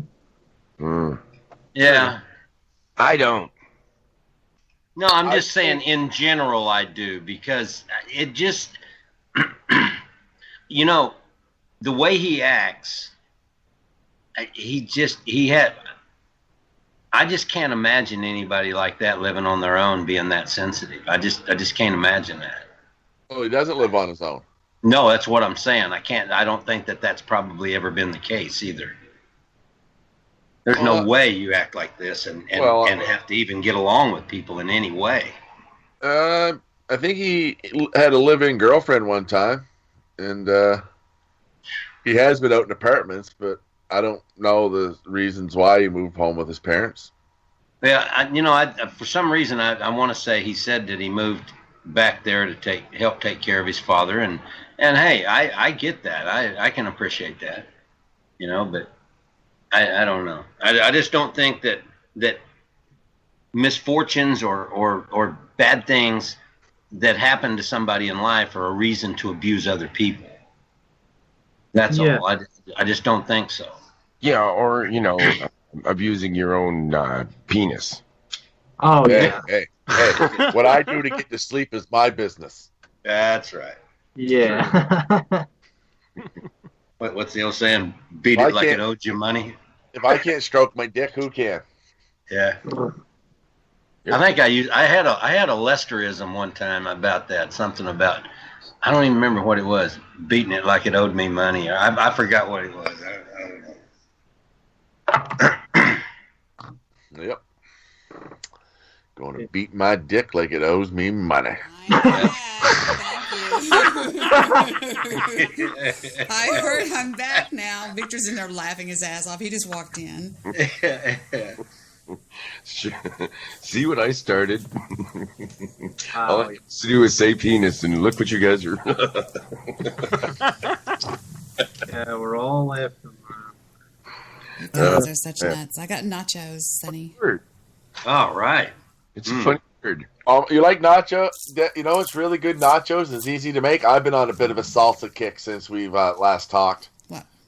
I like to buy Tostitos hot salsa and mix it with a block of Philadelphia cream cheese. Oh, that sounds pretty good. Kind of a cream cheese version of Rotel. It is wonderful. I'm doing it. It's way better than that fucking cheese with stuff that they sell, like Tostitos. Cream cheese is way better. If you want to kick it up again, add some sour cream. Oh yeah, but you layer to the cream cheese. Oh yeah. Take refried beans, spread that out, then you put the Philly cheese on top of that, spread that out, and then the sour cream, and then you put the salsa, and then you shred up some cheddar cheese on top. Yeah, that's amazing. Well, if you can remember that. Let me give y'all a simple one. Get a can of bean dip, just bean dip, just like you see with the Fritos. You pour about a teaspoonful of mayonnaise in there and some hot sauce, stir it up real good, and then call me. Let me know. You'll say, "Oh my god!" What was a teaspoon of what with it? Mayonnaise. Mayonnaise. I'll try that. And then some hot sauce. Stir it up, and you'll just go, "Oh my god, this is the best thing I've ever had in my life." Wow. Debbie taught me how to cook pancakes. Do you make your own mayonnaise? No, I don't, Wolfman. Do you? I'm gonna see if I can crush me up some ketchup here. I'll be right back. I gotta go fill a bottle of ketchup. I'm eating, Sonny. Amazing A's. Oh my gosh. Try Amazing A's. It's totally organic. Totally. Hey, you called us, Eddie. Shut up. Yeah. And another good dip with cream cheese is you get a couple cans of pizza sauce and you heat it up like soup, and then you put a couple blocks of cream cheese in it and whip it up till all the lumps are gone. Right. And how much sauce you put in there is entirely to your own taste. Lumpy. And then you spread it around on the bottom of a casserole dish. And then you take all the toppings that you would normally put on a pizza, like if you were going to make homemade pizza, and you fry them all up in a frying pan to get the grease and the water out of them.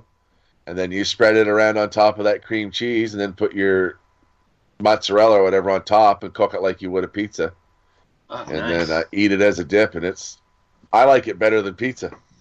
Oh, that sounds pretty interesting. Yeah, it does. Especially I invented that. That's my recipe too. Cool, man. Who likes? Sorry, my mouth was full. What are those puppy things called, Sonny, that you get in the Mexican restaurant? You mean the hush puppies? In the Mexican restaurants, like El Phoenix. Oh, like the sopapillas? Sopapillas, okay. All you do is you just get... special sauce. Do what? Are you eating special sauce? Shut up. I hate you. Anyway. What the crap? No. You just roll out some croissants, the kind that come in the biscuit can. Roll them out. Yep. Cut them in triangles and drop them in some hot oil. Turn them over a couple of times, and they'll go. They'll get real big, and you have homemade sopapillas. No shit! Wow, Swear that's to God, pretty cool. It's amazing. Yeah. Amazing A's.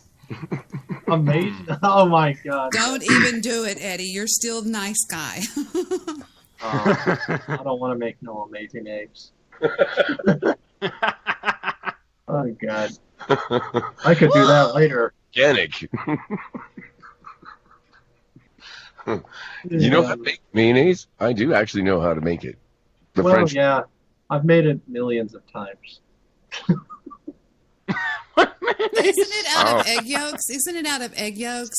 50 cents, it really adds up, you know. Isn't it made out of Mayonnaise is just egg yolks, right? well, egg yolks or egg whites. Different recipes call for some, but in oil. In oil, yeah. And you got to fold. You can't stir it. You got to fold it. You know what I mean when I say that, Debbie? I know exactly what you mean, Angel. If you stir it, like you take like a rubber spatula, Sonny, and you just fold it, and you sort of put it under, and then like flip it up and fold it over. Oh, gotcha. Okay, that makes sense. Yeah. Okay. Because if you stir it, it'll go runny. Mm-hmm. Oh wow. Yeah. You're right. A mixture of oil, egg yolk, and either vinegar or lemon juice. That's mayonnaise. A winky bear. Pepper. I like Hellman's the best. But sugar in there. I like. But, I like Hellman's as well. Mustard too. A slight touch of mustard. I don't like Miracle Whip at all. Oh yeah, Miracle Whip. But I think Miracle Whip will keep as long as Spam will. I just Well, don't the thing think about it'll ever- Miracle Whip it'll ever is spoil. if you want to make Hellman's mayonnaise, you can make it at home. But you can't make Miracle Whip at home. No, it's got a little bit of sweetness in it. You read the side of it, and Battery. part of the procedure is mechanical process. Like whatever it is they do to it to make it go thick. If you make Miracle Whip at home, it'll be runny. You can't get it to go thick. You gotta use batteries. Have you ever been to copycatrecipes.com and they have the recipes from every one of your favorite restaurants? Copycat? Yep. Oh. I've been there.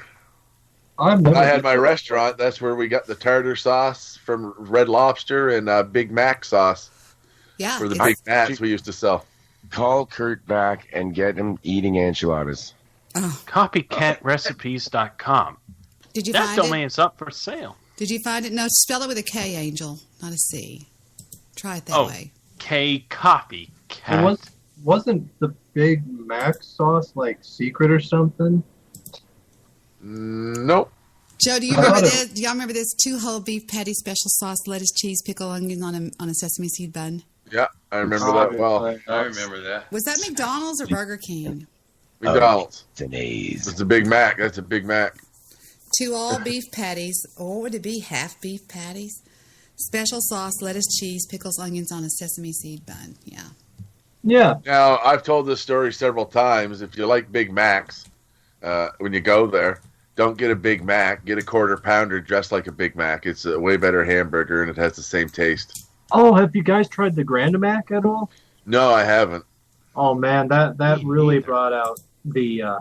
It really, I heard it was pretty popular because of the size. I mean, it was bigger than a Big Mac, and I think it did have the buns of a quarter pounder. It was pretty good. I think there was special sauce. You can get the Wolfman. You're so gross. the Mighty Angus burger too, like a Big Mac. Yeah, man. Do you know that mayonnaise actually has raw egg in it, eh? That's what I'm saying. Yeah, that's what it's got in it. There's the Copycat Recipes website in my chat room on Spreaker.com, and you can get almost anything there. You can get, let's see, what they're showing this week is just get out of the sign up thing. They have Olive Peace Garden salad with bacon. They have Olive Garden spinach artichoke dip, Panera Breads, cobblestone muffin, Steak and Shakes steak burger, Shoney's hot fudge cake. It has everything. Red Robin Screaming Zombie drink, Burger King Lucky Charm milkshake, Sonic coconut pie, Cracker Barrel's campfire s'mores. Stop it. You're making me fucking hungry. I know. I had to go eat because Sonny was making chicken fried steak right now, Deb. Yeah, I want me some steak and shake. Ooh, boy. I make a good. There's even Shawnee's hot fudge cake. Oh, that's good. I'll bet you make excellent chicken fried steak. I do. I make a good. Victor can tell you my cooking is out of this world. I love chicken fried steak. Captain D's batter dipped shrimp, a Whataburger. How do you make chicken fried steak, Deb, for Canadian people that are... For you, I would take veal cutlets and I would smash them and make them soft, and then I get two batters, a dry batter and a wet batter. And the dry batter would be Parmesan cheese mixed with dry Parmesan cheese mixed with some flour and a little bit of salt and pepper in it. And then in the wet batter, it would be nothing but lemon juice and water. And you dip those back and forth and back and forth and back and forth, and then you just kind of fry it, just saute it in some real butter. I use a lot of butter. Now the original country fried steak is a different batter. It's eggs and flour, and it's real. And I make gravy. I don't serve gravy on the veal cutlets. I just serve it with a lemon slice on top. I thought it was supposed to be beef, not veal. Well, that's the different kind that I make. That's the kind I decided to make myself. But then the original one that you use, you just have your two batters, which is milk and egg, and then you have flour mixed with whatever, and you just batter it up and fry it, and you serve it with white gravy. Yeah. But veal, isn't that like baby cows? Like little tiny baby cows? Veal? Mmm. Yeah, I just think the way that they raise veal. I haven't made the veal cutlets in a long time because I don't like the way they treat the baby cows and stuff. I think it's sad, to be honest with you. Yeah, freaking slaughterhouses. They should have known better since Teddy Roosevelt became president. Okay, now what? I'm going to call you out on that. What does that mean? You know, Teddy Roosevelt is described as a progressive Republican, and some of his policies enable the government to crack down on, it's possibly, during his presidency or before, that slaughterhouses would be raided or just gone after by the government, even shut down, if it's found out to have bad practices, associated with slaughtering cows and pigs and even chickens. Well, how would we eat meat? I mean, what would we do? I mean, I don't get it. Me neither. That's what I'm trying to find out. Okay.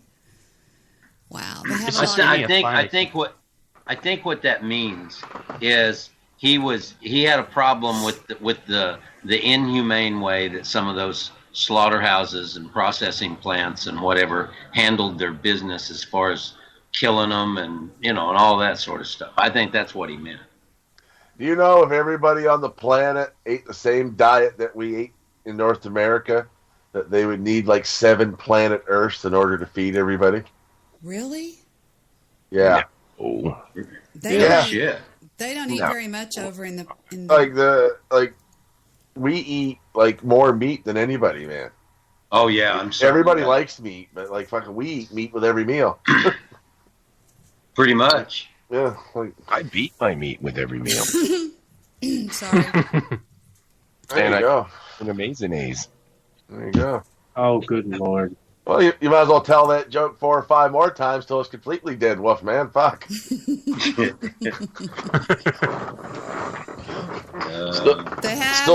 Still twitching on the floor. They have McDonald's burgers, how you can make them here. They have Applebee's queso blanca. That is the best stuff you've ever had in your life. Have you ever had that, Joe, or anybody, Wolfman? Have you ever had white cheese queso? It's made out of white cheese. Delicious. I love queso, man. Yep. Curtis is calling in. Oh, God. Uh-oh, here we go. Jesus. Here we go. I can't add you. You already blocked me. Guys. Hold on. You already blocked me, Curtis. I can't add you. You re-blocked me. You got to stop this blocking shit. It's so old. You're an idiot. Fucking man-child. Unblock me again. He just gets in these fits and he blocks. I can't add you to the call because you re-blocked me. It says pending contact request. I'm sure Kurt went and drank some coffee and he's calling back in to apologize. I think you should do a tarot reading for him, Joe. I'll do one. I didn't know you took up We're tarot. going to sleep alone tonight. I didn't know you took up tarot, Joe. That's good. Yep. No, I don't use tarot. I use my powers. Oh, sort of like Dennis. Dennis is a very powerful person. Dennis wishes he was as powerful as me. It's not even boring when Joe does paranormal. It's not even anything like Joey Poop. Joey Poop. I trolled this poor Joseph guy one day on Wolfman's show. Told him I was a flat Earth Baptist, Sonny. What do you have to go at?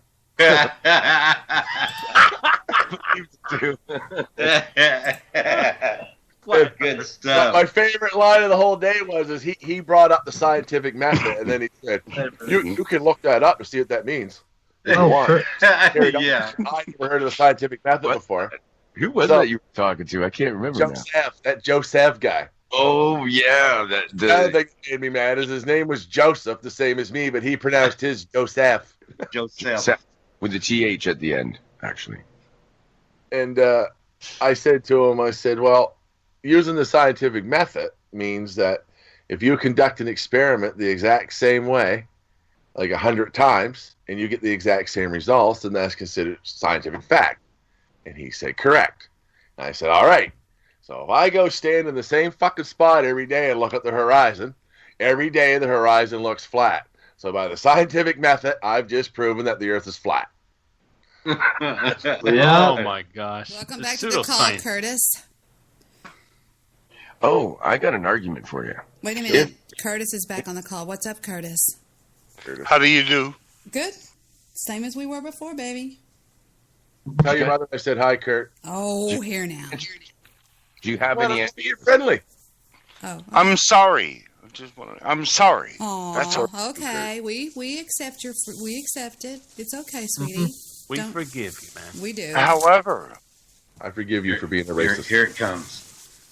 However, what? You know, my grandfather always said, you know when you what? apologize, I am sorry. say, I am sorry, Sonny. I'm sorry, Sonny.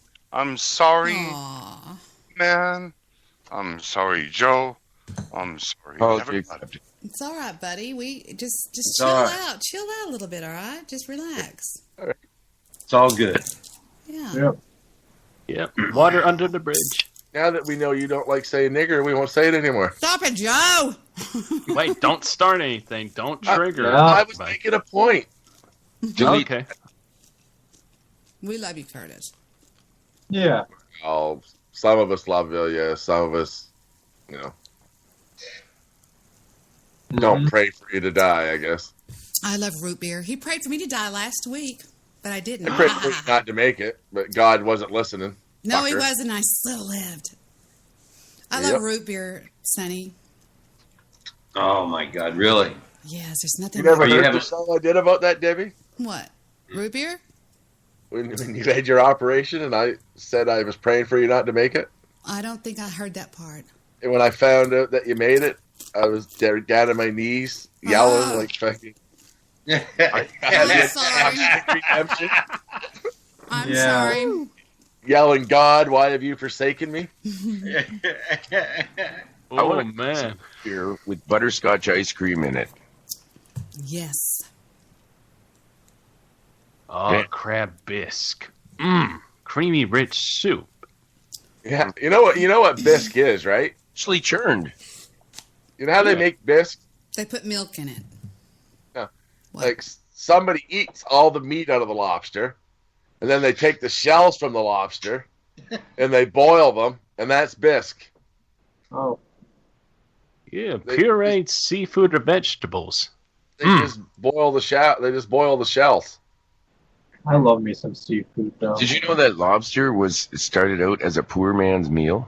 That the fishermen, you would throw these away, and then they realized did you feed them to the poor people? They used to throw them away. Yeah, when the fishermen caught lobsters in the back, they didn't want to eat them. That was like some kind of weird thing. So how were the fishermen catching the lobsters?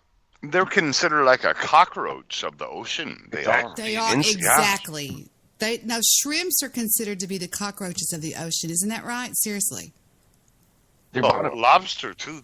They have the same shell, lobster and cockroach. A lot of people won't eat them. I love lobster. I love crab, and I love stuff. Do you like that stuff, Sonny? The crustaceans. I love crab. I think crab is the best crab leg. For 3 days. Bit of crabs, like it's not in. It's itchy. Shut up. You're so stupid. Just a little bit. You know what, Joe? Whenever I go to the store to buy groceries, I see this brand of salmon. It's called Nova Scotia salmon. Can y'all just go and fish and catch salmon up there? In salmon season, yeah, if you get a salmon license.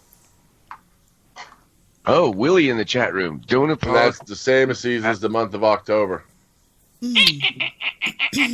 Oh, God. Oh, Peter. The penguin. Peter the Penguin. Please don't Peter the Penguin us. I'm sorry. Thank you. What did Willie say? Don't apologize to these bastards, Kurt. Oh, hush, Willie, you idiot. Willie. Really? Willie, brother. You have to sometimes, they don't know what that means, so you just apologize, move on. So. Oh, I see. So it's not real. We don't know what it No. means. See, no. We know what it means. See, Willie. They don't. Well, we are a bunch of bastards, and he is. No.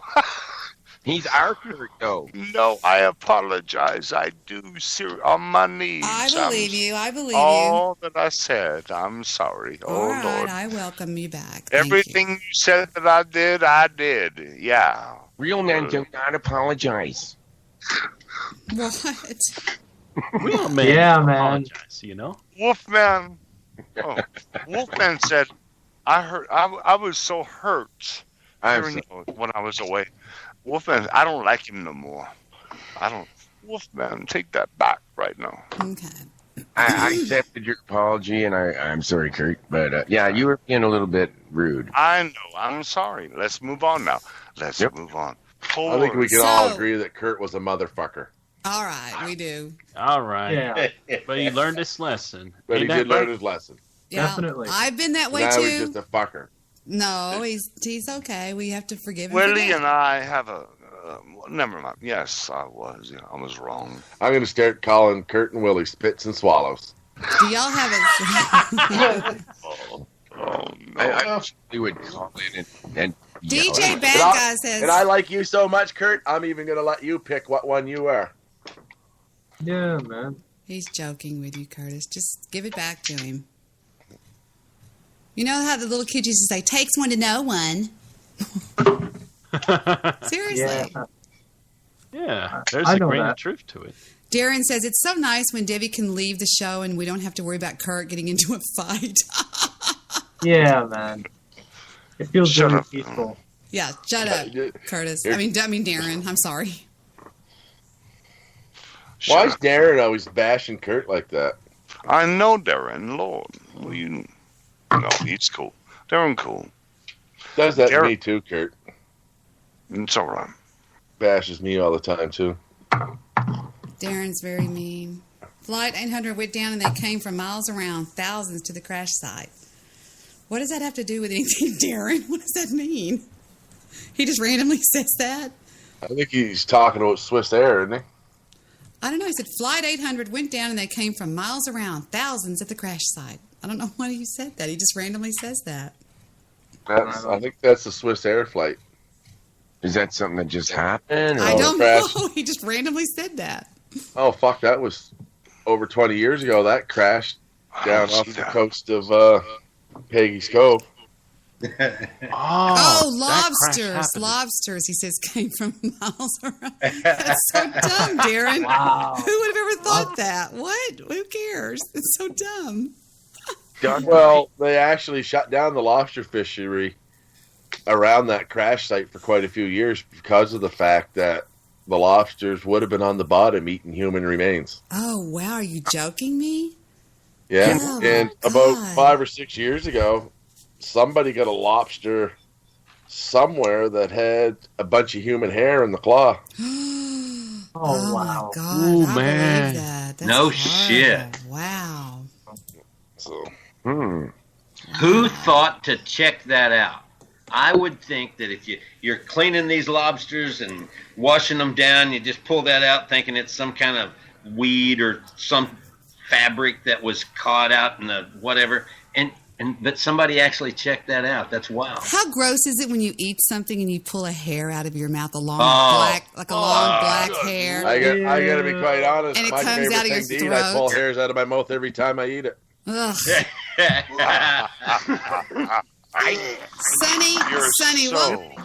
Sonny, what was that stupid song? That's right, Kurt. I was talking about pussy. Sonny, what was that stupid song that you made me play that time? What was it called? Oh shit, I don't remember. You do too. It was like my baby's been out eating pussy again. Oh, that's right. Let me see. That was Lord. It's pretty funny. It's pretty funny. It's horrible, Play but that. it's funny. Yeah, find that. Yeah. Can we have Vicky Bear come and tell us about lobsters? Hang on a minute. I'll find it here. Cats. I know. Cats. Meow. I do not eat cats. Dr. B, get Wiki Bear out to tell us all about lobsters. Yeah. Hey, a Winky Bear. I'm here to talk about lobsters. Checking now. Got it.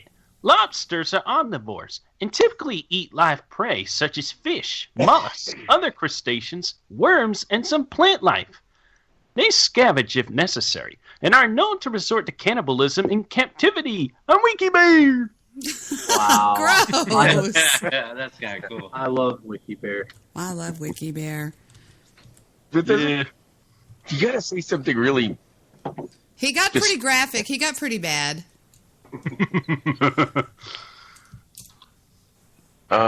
Yes. Yeah. Yeah, I guess it was kind of. Mm-hmm. He said they resort to cannibalism when they're in captivity. You gotta have something sexual about it. Oh, man. I think we need to get Wolfman a girlfriend. Oh, man. Oh, sex lobsters.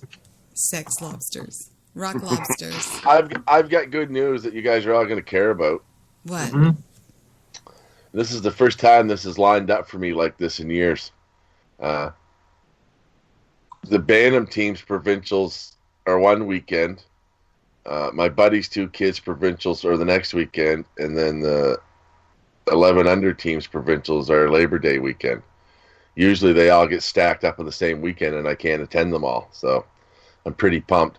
So I'm going to need you guys all to put like $500 in my fucking PayPal, because I want to get a nice hotel this time. So, don't be cheap. Don't be cheap. I'm figuring. We pay for the hotel room. You're thinking about $300 each, because I like to eat steak too. Can we just pay for the hotel room? Huh? No, I want cash. I want cash. That's what I thought. I want to buy drugs too. There you go. Uh-oh. Nice. That sounds nice. He's joking. I'll bet you So, don't be shy. He wants to have sex with Wiki Bear in the hotel. Oh, I Lord. would. It's not that I want to, but I will say that I would have sex with Wiki Bear in a hotel room, but I've never really thought about it. But sure, why not? I knew. Man. I like Wiki Bear. Machiner. Yeah. I do like the Wiki Bear. He loves the Little Bighorn edition, remember? Oh, yeah. The Battle of Little Bighorn with General George Custer and his troops. Like most of them are all but slaughtered by Indians. Just imagine fields full of dead horses. Oh, God. See, what they did is, it was really true what they were doing. There is a real Wiki Bear, and the problem that they had is it was Bluetooth to your computer, to Wikipedia, and they were scared. It was for children, but they were scared that Wiki Bear would go off into something that they shouldn't go off into with children, like, hey, Wiki Bear, what is the Battle of Little Big, or what is the biggest horn in the world, or whatever, and he would go off into something really horrible, and people couldn't filter it or whatever. You know what I'm saying? It was true what they were doing. Mm-hmm. Oh, yeah. And here we go with the battle with the Little Bighorn, the Wiki Bear version of Little Bighorn. Here's Wiki Bear. It's real Isn't short. he cute? All right. It's only there 3 he is. minutes. I'm just going to turn on the switch in the back. Hello, I'm Wiki Bear. What's your name? Conan O'Brien. Conan Christopher O'Brien, late-night talk show host and managing editor of his high school newspaper in Brookline, Massachusetts? That's true. I was the managing editor. It knew that. I can't believe you know that. I can answer any question you have. I'm Wiki Bear. All right, here's a question some kids might ask. I cannot believe how quiet you all are being. Can y'all hear this? Y'all are being like little mice. I mean, we're hearing it. That's because I'm a professional, Debbie. What is the largest brass I despise Wiki Bear. I hate that. Oh, it's awful. Got it. The largest Juke, brass it's instrument is the tuba, invented in 1835. Yay! That's right. The tuba is the largest brass instrument. That's cool. Speaking of big horns, did you know that at the Battle of Little Bighorn, George Custer, the general, and his troops were horribly massacred by Native American warriors and left to rot on the blood-soaked battlefield? I'm Wiki Bear. It's true, Wiki Bear. I don't think kids want to know about that level of detail about Custer, you know? Many of the troops were scalped or mutilated so their souls would walk the earth and never go to heaven. Yay! Okay. It was brutal. Okay, great. Let's change the subject to something more kid-friendly. Who played the character Sloth in the popular 1985 kids movie The Goonies? Sloth was played by NFL player John Matuzak, whose co-stars included Martha Plimpton and Josh Brolin. That is correct. That was quite a cast. Yeah. Speaking of impressive casts, notorious serial killer Ted Bundy often used a fake cast on his arm to lure victims into his car. He sure had a talent for murder, yay! He'd wear a cast on his arm, I guess, to lure people, make him look weak or something. Right, Yeah. and he escaped from prison before getting the chair and blamed his killings on pornography. Clever to the end, hooray! You know what? Yes? Did somebody scream, Debbie? No. Is it Kurt? It's Kurt.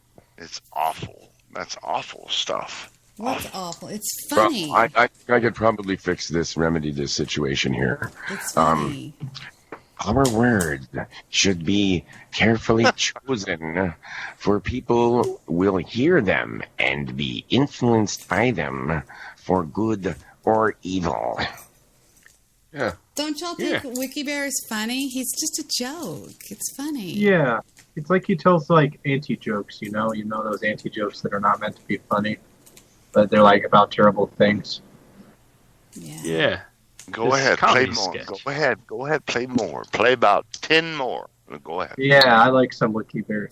What a charming fellow! No. Awful fellow. And Wiki Bear, this is, again, something kids shouldn't be thinking about, okay? Let's try... Go ahead. Sorry, I interrupted you.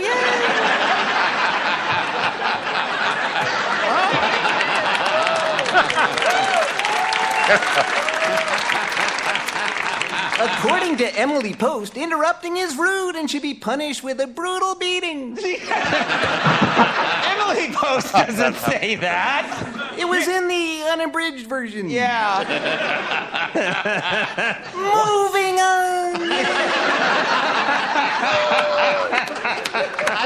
I like how through his mouth you could hear shuffling paper. Yeah, I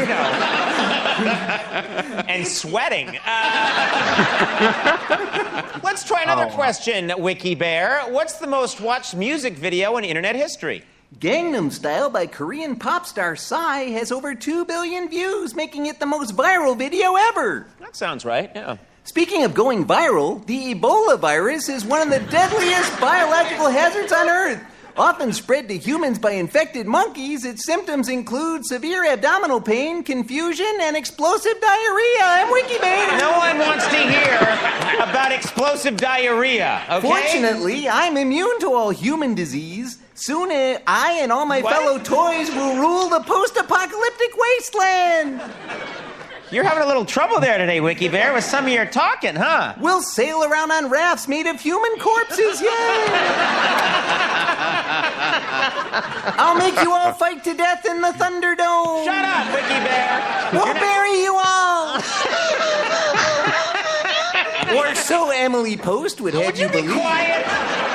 That part's ad-libbed, and I'm not loving it, Wiki Bear. Oh, my nose, my synthetic nose. Stupid toy. Maybe you should lean in, Andy, and save this bit.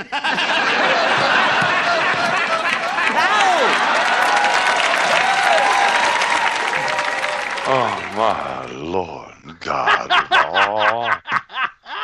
Good God, man. Father. Sorrow, fear, and bondage come from one's likes and dislikes. Jesus didn't even laugh, you know. He normally laughs at comedy, but he just sat up there just kind of like, you know. So now I gotta ask her. No, don't ask. I'll shut up. Delete that. I'll shut up now. Oh, it sort of sounded like you were speaking for Jesus there. Yeah. Well, And- that was so dumb. That was just dumb. Oh, God. Carries a sword. All right. Yes, I'm sorry. I'll shut up. I'm sorry. Shh. Dumb. Just stupid. Okay. Bye. Uh-oh. Oh. You don't have any enchiladas, Kurt? What? In yonder I do, but I'm not hungry. Hold on just a second. Do what? Yeah. Sorry. It's just not right, man. You didn't even eat enchiladas for like a long time on the air. You know what I did? I got a broccoli beef from our local Chinese last night. Yeah, broccoli beef. Good. Dang, they give you a lot. So good. Rice, broccoli beef, and soy sauce. So good. And pickles. No pickles. Chinese food. Not them. Yeah. No. It's better with pickles, man. Cut up in there. Yep. Noodles with vegetables. That's good. And ice cream. Oh, I love ice cream. Who doesn't? Do you know what's really good? This is popcorn flavored ice cream, actually. Yeah. Oh, I never heard of that. It's a Philippine. Yeah, in the Philippines, that's one of the number one flavors. Popcorn, really? Yeah, popcorn flavored ice cream. Yep. Wow, sounds like something from like Jelly Belly or something. It's actually really good. It's really buttery and like I don't know how they make the corn flavor. It's probably fake or something, but it's Maybe cornstarch, maybe? I don't know. Nah, it tastes like corn on the cob, almost like yeah, but buttery corn on the cob, almost. Oh, ice cream. I love me some buttery corn though. Yep, weird, eh? They have weird flavors and they're cool. I can't remember some of the other ones. But, I like eyeballs. Oh, what? Fish eyeballs and worm soup. Joe, if I don't get a chance to say this to you, I really appreciate you calling in. It's been really fun having you back on the show here. I mean, I hope it repeats itself, but I'm just saying it's been a breath of fresh air. We never know, Debbie. Tomorrow there could be hundreds of more reasons why I want to call in. Eric. In a completely unrelated topic, just let me go check my PayPal. Yeah, do that. Make sure Eric did that. Oh, damn. Yeah. Good times. Sonny left earlier. Sonny led when Kurt came back on the call, I guess? Well, shortly after Kurt came back in. He had already blocked me. What the? Jesus what? told me that Wiki Bear is not funny. He said that? No. Is he still on the call? Wiki Bear was pretty funny, in my opinion. Wiki Bear's hysterical. Yeah. He's pretty funny. I don't care who you are. That's funny right there. Can I disagree, or will you all stone me to death? Well, I think it's stupid. Well, that's your opinion. I'm not You're judging Debbie. I just think it's stupid. I can disagree. Stone me. I'm waiting for. I just want to say in Kurt's defense that if everybody agreed in what was funny and what wasn't, there would only be one TV station. I think it's funny to hear Wiki Bear being tortured mercilessly. Now that would be funny. Yeah. Stone him. Yep. Getting slapped and he's crying and hit, with a hammer on the head. You know, Wiki Bear is a machine. Like, he doesn't have any nervous system other than circuits. Yeah, he won't Kind of do like, anything. Wolfman. There's no midget in there? Wolfman, I heard something else you said when we were all. I hung up. And you said it was so funny when Kurt would come on the call, and he was so drunk, and we were punching back him, and he didn't realize it. It was so fun to make fun of him. Hang on. Take this to a private call sometime, Curtis, to talk to Wolfman about that. All right. Let's move on. Thank you. I just heard that. Sorry about that, Kurt. Okay, it's all right. Pretty drunk. Love you, brother. Yeah. Yeah, just say the magic word, brother, and everything's all over with. Move on now. Let's go. Move on. Sorry, man. It's just Praise the Lord. Praise the Lord. Shh. Okay. Anyway, I do mean that though, Joe. I think it's fun to have you back on the show. Yeah, I am a lot of fun. You are. You're a big old nut. You're fun. He stuck up for me though. He said, I heard that he said, Kurt going through trouble with his dad. Thank you, Joe. Appreciate that very much. Now you've just put me on the spot, Kurt. Now No, I got to say something mean to you. Oh, don't. No. Shh. Who's Mr. Jerky? So, Kurt, on a completely unrelated subject. Yeah. Has your mom ever asked about me? Shut up. Yeah, I feel better now, Kurt. We're even. Yeah, wow. I feel better now. Hard to say that. Oh, my Lord. My mom cries all day. All she had was my dad. I'm sorry to hear that, Kurt. That's a horrible 57 thing. years married. Yeah, that's all that she had. 17 and 19 they were married. Shh. You were the one talking, though, bud, not me. I know. Mom will be all right. You have another chat message from You Lester know what? Bartholomew Jones. When friends of mine lose people or loved ones, or they go through breakups, we always take them to strippers. No, nah. Not my mom. Maybe you should take your mother to some strippers. Just saying, if she got helicoptered a couple times, she might feel better. No way. No way. Quiet. Nothing like a mushroom slap from a Latino gentleman to make you forget about your troubles. No. Ask Debbie. No. Sorry, Debbie, but you are married to Vic. I had to throw that in there. Oh. No problem. Thank God No I have a problem. girlfriend. No, it's no problem. Mama, good girl. She's 76. Kurt, she'll be all right. Hello, I want you to understand when I say this, Kurt, just like my mother, your mother got drilled many times and enjoyed it. Stop. Well, it's true, though, Kurt. You know that, right? Stop now. I'm just saying. Oh, Lord. Your mother's not different than anybody else's. She likes sex, Kurt. Sometimes sex was even her idea. Deborah. Don't Deborah me. You're on your own. These are facts, Kurt. When you lived with your girlfriend, Kurt, was it always your idea to screw, or was it not her idea sometimes, too? Shh. See? You know what I'm saying is true. I turned off those horrible notifications that were saying, you got a message from so-and-so. It's turned off now, so sorry. Did they used to play a lot of loud music when you went to bed, Kurt, when you were young? If so, that means your mother was a screamer. I'm sorry. Shh. Which is a compliment to your father. I'm just saying. Like, you could take it as an insult, but these are actually compliments. Is there a Lester Bartholomew Jones with us? No, he dropped off the call.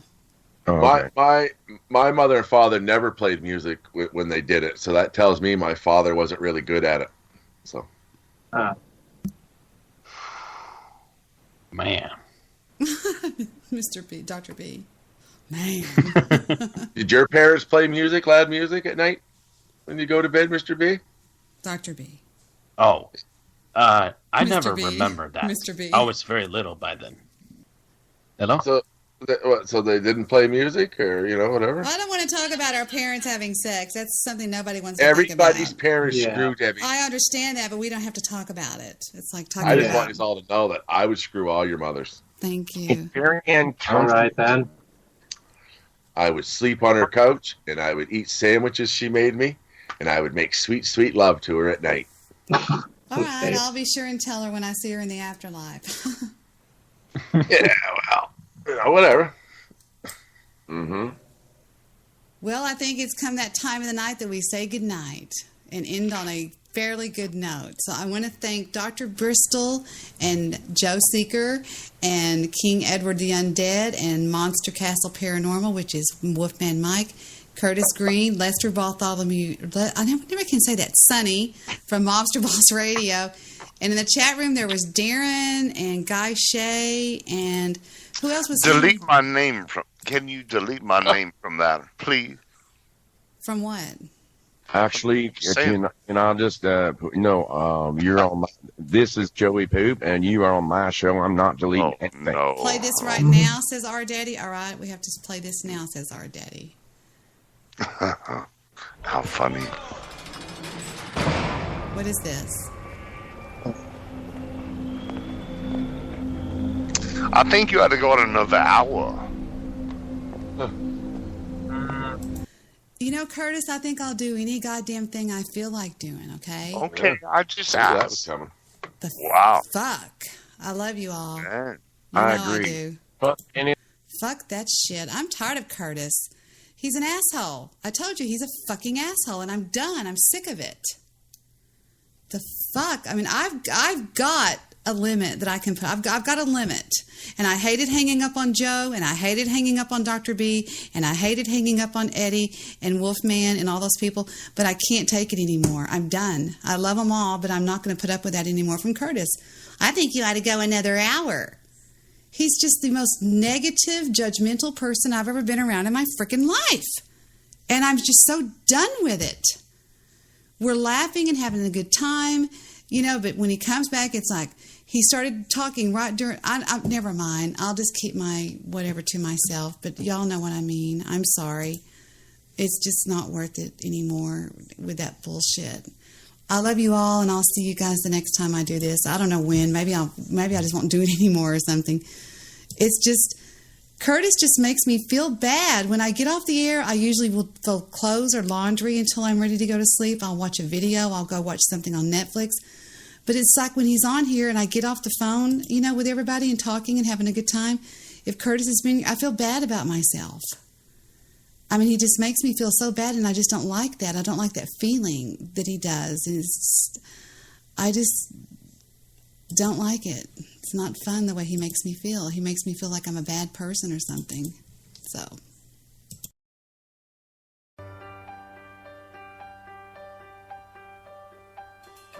Every time I think of you, it always turns out good. Every time I've held you, I thought you understood.